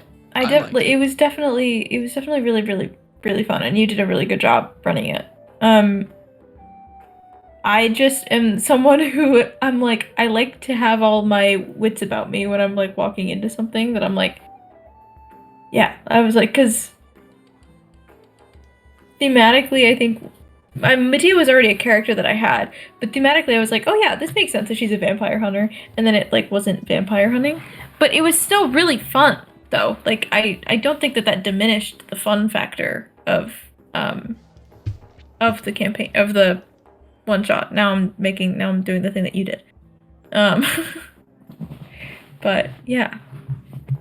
I mean, it's just like I don't DM a lot anymore. Fair. So Fair. it's like whenever I want to do something, I can't make it boring for myself, or else again, Sure, I'm not fully immersed. sure. And I was totally down. I'm like, hell yeah, let's just do this. Very ADHD thing of like, because again, it was 100% improv on the go. I had nothing else Right. written down except like some past stuff about a little world that I made. So keeping myself interested like that was how I got immersed. So, you know, it's a big Sure. gamble every time I DM to be like, oh well, let's just throw this out there. Oh, What about sure, you, sure. Well, I Jude? know. Or Melina? Yeah. It's Honestly, interchangeable. Jude is fine. Yeah. I like, yeah, it's fine. Gosh, okay. I am lucky in that I've played a lot of D&D, but I have not had a lot of really negative experiences. Just generally, I mean, I've been playing, what was that? I've been playing since either my junior year of high school or my senior year of high school. So not really that long, but in that period of time, I've played a lot of D&D. I don't know why I have need to emphasize that more than once, but I've never had a negative. I mean, I've only ever DM'd once, and I've never had a negative experience, or twice, 3 times technically, because I ran 3 sessions. So I've never had a negative experience DMing. The only negative experiences I've had playing, just like trying to figure out how to talk about this. I know what you're gonna say too, and I'm sensing. Yeah, this. just like I don't know. I've been lucky that I've played with so many good players that are like so considerate and kind and don't make me really uncomfortable at the table, but you know, there always has to be one. And I mean, that's probably it. It's just like there was one person that I played with that would like make a lot of just like untoward comments in every way, like in a weird sexual way, but also in a weird like weird prejudiced way. It's Yeah. like weird to say, which is like weird to say because it's like, oh, it's D&D. You'd think that we all understand that, you know, this is just don't do that. Just don't do that. But it did happen. I don't want to go super specific with that, but yeah, just like a few comments here and there that I was like, oh, yeah, that actually makes me really uncomfortable. Vito has seen my real-time anger in that situation. Yeah, I remember one of the moments. It comes out rarely, but I feel it a lot. I remember one of the moments ended up being one of my favorite in-character moments too, because, you know, I tried to I like to diffuse things with comedy a lot of the time, and you mind if I go into a little detail about the character that you were playing? Sure. All right, Sure. So yeah. Bridget, the Is character. This Cal or Bridget? Got it. So we were talking about Bridget on one of these tavern talks, the sort of, you know, fire genasi warlock that you know, with my PC Doc. Pact of the Genie warlock. That's important. Pact of the Genie. So the whole thing, like, they know each other, so Doc knows to put her hood up when she's about to like get angry because it'll snuff out the fire. And her hair lights on fire when she's angry. That's also important. And in a very cartoony fashion, well, to preface this, the players of the campaign we were in did not know that she was Doc's genie, technically. So, one of the players made an uncouth comment about, oh, so you're an exotic escort then? And Doc just went, oh shit, and he grabbed the hood and he jumped over her head, and in a very cartoony fashion just gets poof, blown into the wall. Just because the force of the flames that came up just exploded. And he's just like, don't call my character exotic. That's weird. You wouldn't call a real life person exotic. So don't do that. And also, don't make weird sexually untoward comments towards my characters. That's also weird. You wouldn't do that to a real life person. So why do it to, I don't know. I'd imagine it'd fit in character if it was like a human that was sheltered in a human village and all of a sudden they're talking to like a Drider Spider-Man person thing. maybe. To be honest, But I am also of the school of thought. Like that's like a niche, very niche specific thing. And normally in D&D, it's kind of known that there are just many races and species and subspecies and all this. Yeah. Well, my thing is that even regardless of the actual D&D world building and rules, I don't really care if it's accurate. It's just weird. It's a comment that makes me uncomfortable, and I don't know. It's like I don't care about any justification because this person tried to make justification for why this character said this, and I'm like, I don't care. Actually, I don't care. I don't care how thematically accurate and how accurate it is to your backstory. If you're saying something like that, and I'm saying that it makes me uncomfortable, stop saying it. You know, it's like it doesn't take too much nuance to think, yeah, maybe I shouldn't make my fellow players uncomfortable. Which in is that why, sense. unless forced at gunpoint, I will not be having him. I will not be DMing for that player anymore.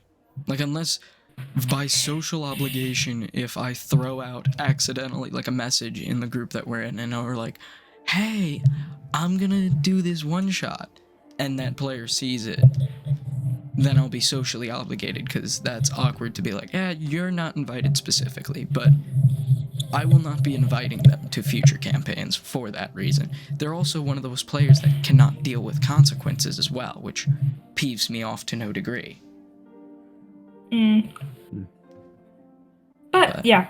I find myself grateful that this group is not like that. Very, very grateful for that fact. Thank you for not being weird. Even though that's like the literal, the bare minimum. Bottom line of bare minimum of expectations. Weird in the funny way. You're weird in a funny way. And also I know that if one of you said something that made me uncomfortable and I was like, hey, maybe don't. I know that would be received in a constructive way. Like, I know that you wouldn't be like, well, it's what my character would do. I wouldn't. If I was in that, and how did that make you? It would be so strange if I would try to push it, like, oh, apologies. Kind of like, I think it was done in like Critical Role in a good way. Something like that happened at some point. Oh, like someone said, yeah. Well, also yeah. Well, that's the beauty. Also, I do want to say that was one large tangent for that one question. My apologies.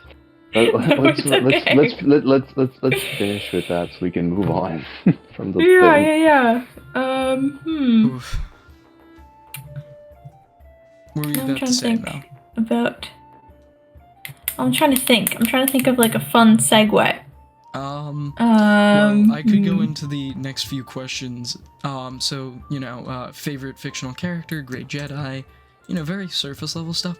And then just the last three are just, like, my favorite, because, I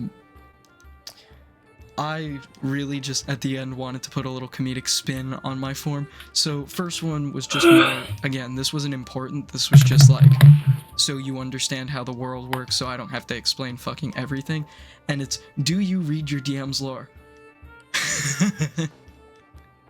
He answered yes, and I was like, oh, okay, so he'll skim it. And this man comes in first session. He knows the shit. Like, I remember I described, like, very vaguely, like, one of the gods, and he immediately went, it's that one. And he's like, but would my character know that? And I'm like, dude, you read the lore. You deserve that knowledge. You know. You know? Like, if it's something Funny, your 'cause character everything- wouldn't know, I would not give you the lore document related to that. Mm. I think I find it kind of funny how I chose to be very like descriptive and specific when it came to all the other questions, and that one question just yes, Well, because it was but then multiple it led choice. to oh Mhm. never mind then. I think the last few are just multiple choice. The next one is the the big bad evil guy is making a speech. What do you do?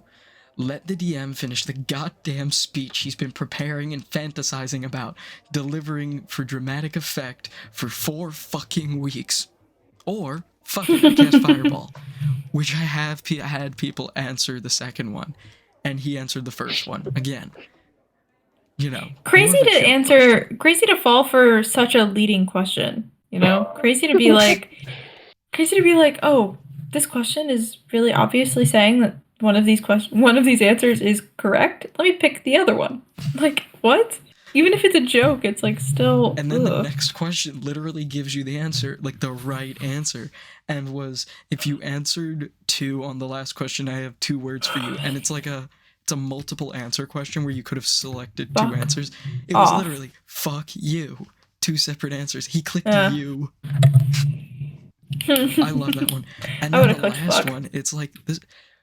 He pretty much, I wouldn't say predicted the campaign, but he predicted like a major plot point of the Muramasa Blades, technically, because he pretty much went, this might be selfish to say, but to encounter sentient weapons so that we, and hopefully myself, can potentially wield them if we are worthy or etc.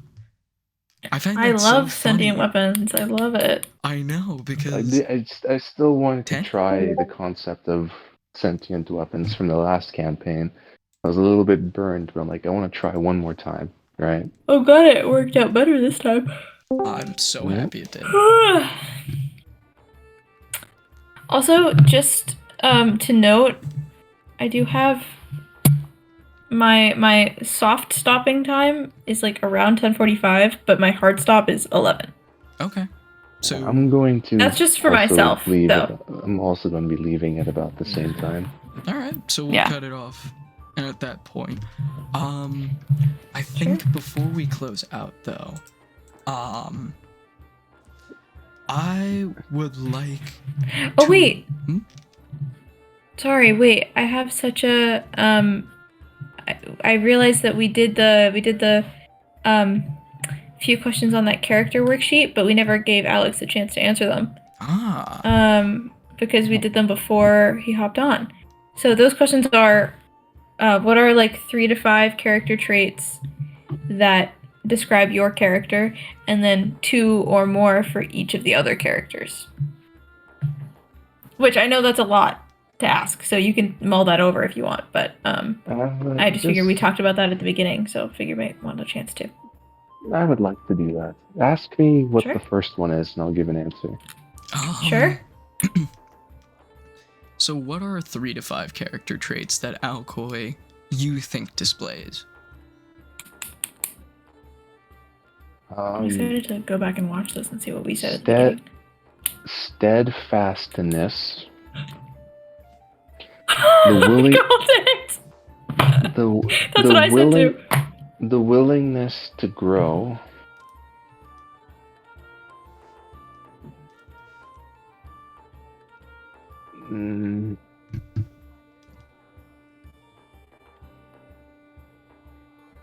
Carries a calm presence.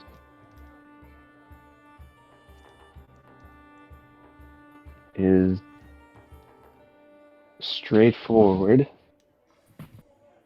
and stands with solidarity, I would say.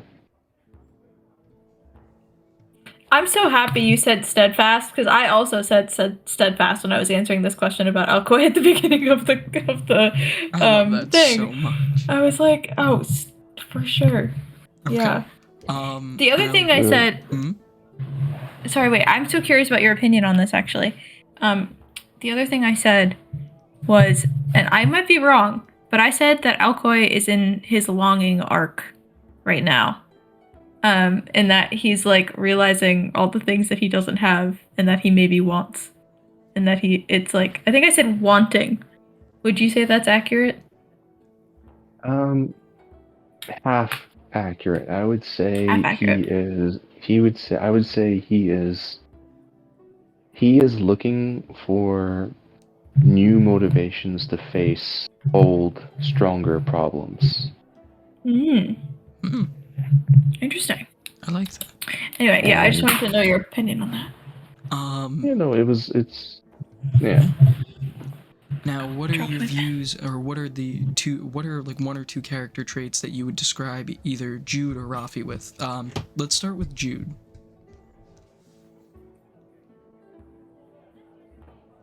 I remember how Jude's character is and how Alcoy would view Jude's character. I think the first character trait that comes to mind is aloof. And the second one, aloof, yes. And the second one is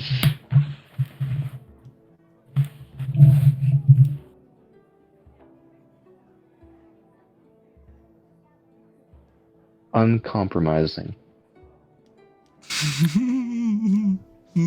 Don't get Which combative. can be both Interesting. ways. He's entitled to Which an can be opinion. both Could be ways. good and bad. Don't kill That's him. true, yeah. That's saw fair. that face. And that's fair. I saw your face. I was like, oh god, she's gonna toss him. No, I think uncompromising is fair. I think aloof is also fair when I consider it from Alcoy's perspective. I think uncompromising I is think just those are both in fair. general. Well, yeah, whether it's in a stubborn, annoying way or a loyal, I have my values way. Yeah, it can be both, which is why I said it that way. For sure. What about Rafi? Let's give him two little traits here. What would Alcoy say about Raphael?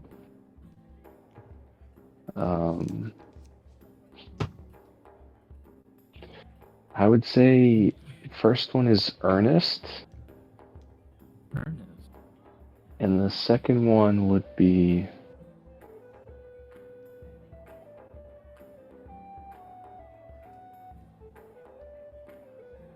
give me like a second. There's a word for this. Sure. I'm not remembering Sure. what it is.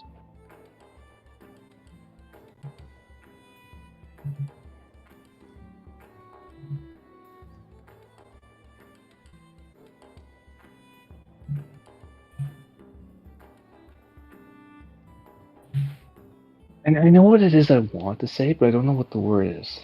I have to find a good word for The it. situation then. If you want to. No, I gotta say the word. Fine, that's fine.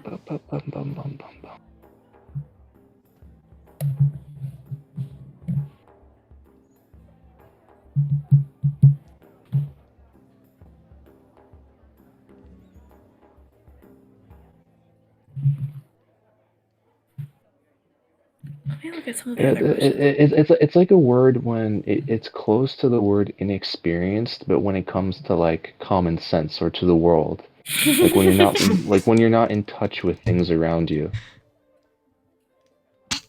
Oh, I mean, that's a big thing coming from Alcoy. I mean, I love you, Alcoy, but I love the deadpan humor he has too, of like just not getting certain social graces, being very literal. And hearing that about Rafi, it does make a lot of sense because he really isn't from Umigel. We've talked about it, I think, in the first Tavern talk, where we turned around and it was, you know, Rafi just said something that Alcoy told him to say and not like understanding the meaning behind it. Yeah, 100% trust in Alcoy in that moment of like, yeah, he's from here. He knows what he's talking about. Let me do this. Because And also, it pairs together where Alcoy can see that he doesn't really. It's either he chooses to kind of be oblivious or ignorant of how things are, or he knows how things are, but he chooses to do it his own way.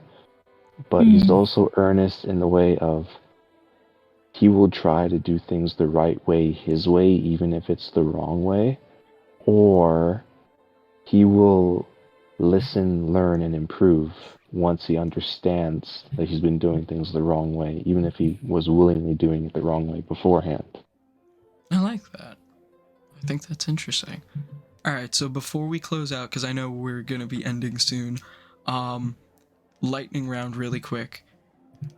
What is one word, if you could sum up this whole campaign, one word you can describe it in? Let's start with you, Mel, and give everybody a Why chance do I to have to be think. the one to start? Because I like putting you on the spot. Oh yeah, and because Mel I'm doesn't get to just- think. I'm just... No No thinking for you. what's the question? See, that's why I gave one you word the to first describe answer. the campaign. Alright. You got one, Adrian, or do you want Mel to start? One word to describe. One word. No, I can start. Okay. Dynamic. I like that. Adrian? Extraordinary comes to mind. Emotional, stupid. Stupid, dumb. For me, it's a combination of those three, and I think the best word for it, and just from my experience, is. Can I put a hyphen in between two words? Sure. Sure. I think it's eye-opening. Because it makes me think about, again, Rafi's a 101, makes me think about parallels to my life or what I would do if I was in a certain situation. So it's eye-opening. I guess that's the benefit of having a like one-to-one I am my It's character not a situation. benefit, Yeah. It sucks.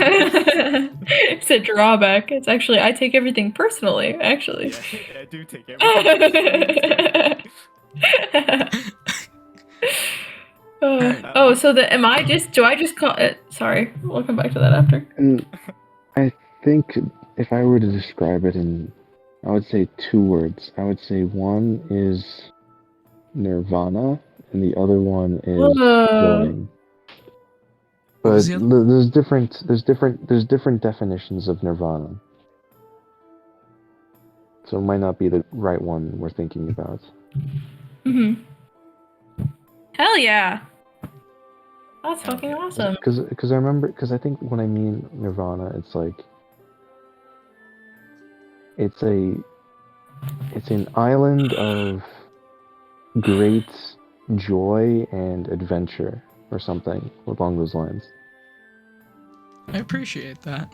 Like it's like a great place to be is what nirvana usually Oh. means. Yeah.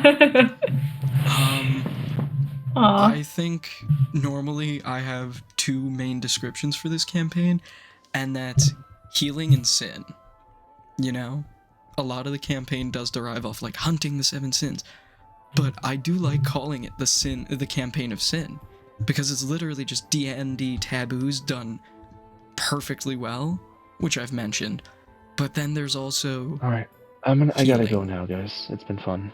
See ya. That's okay. Alright. You're all good. Good night. Peace. Good night, Alcoy. But yeah, leaving it off like that, I think that's great. Thank you all for coming to the Tavern Talk. Woo! Ooh. Peace, peace.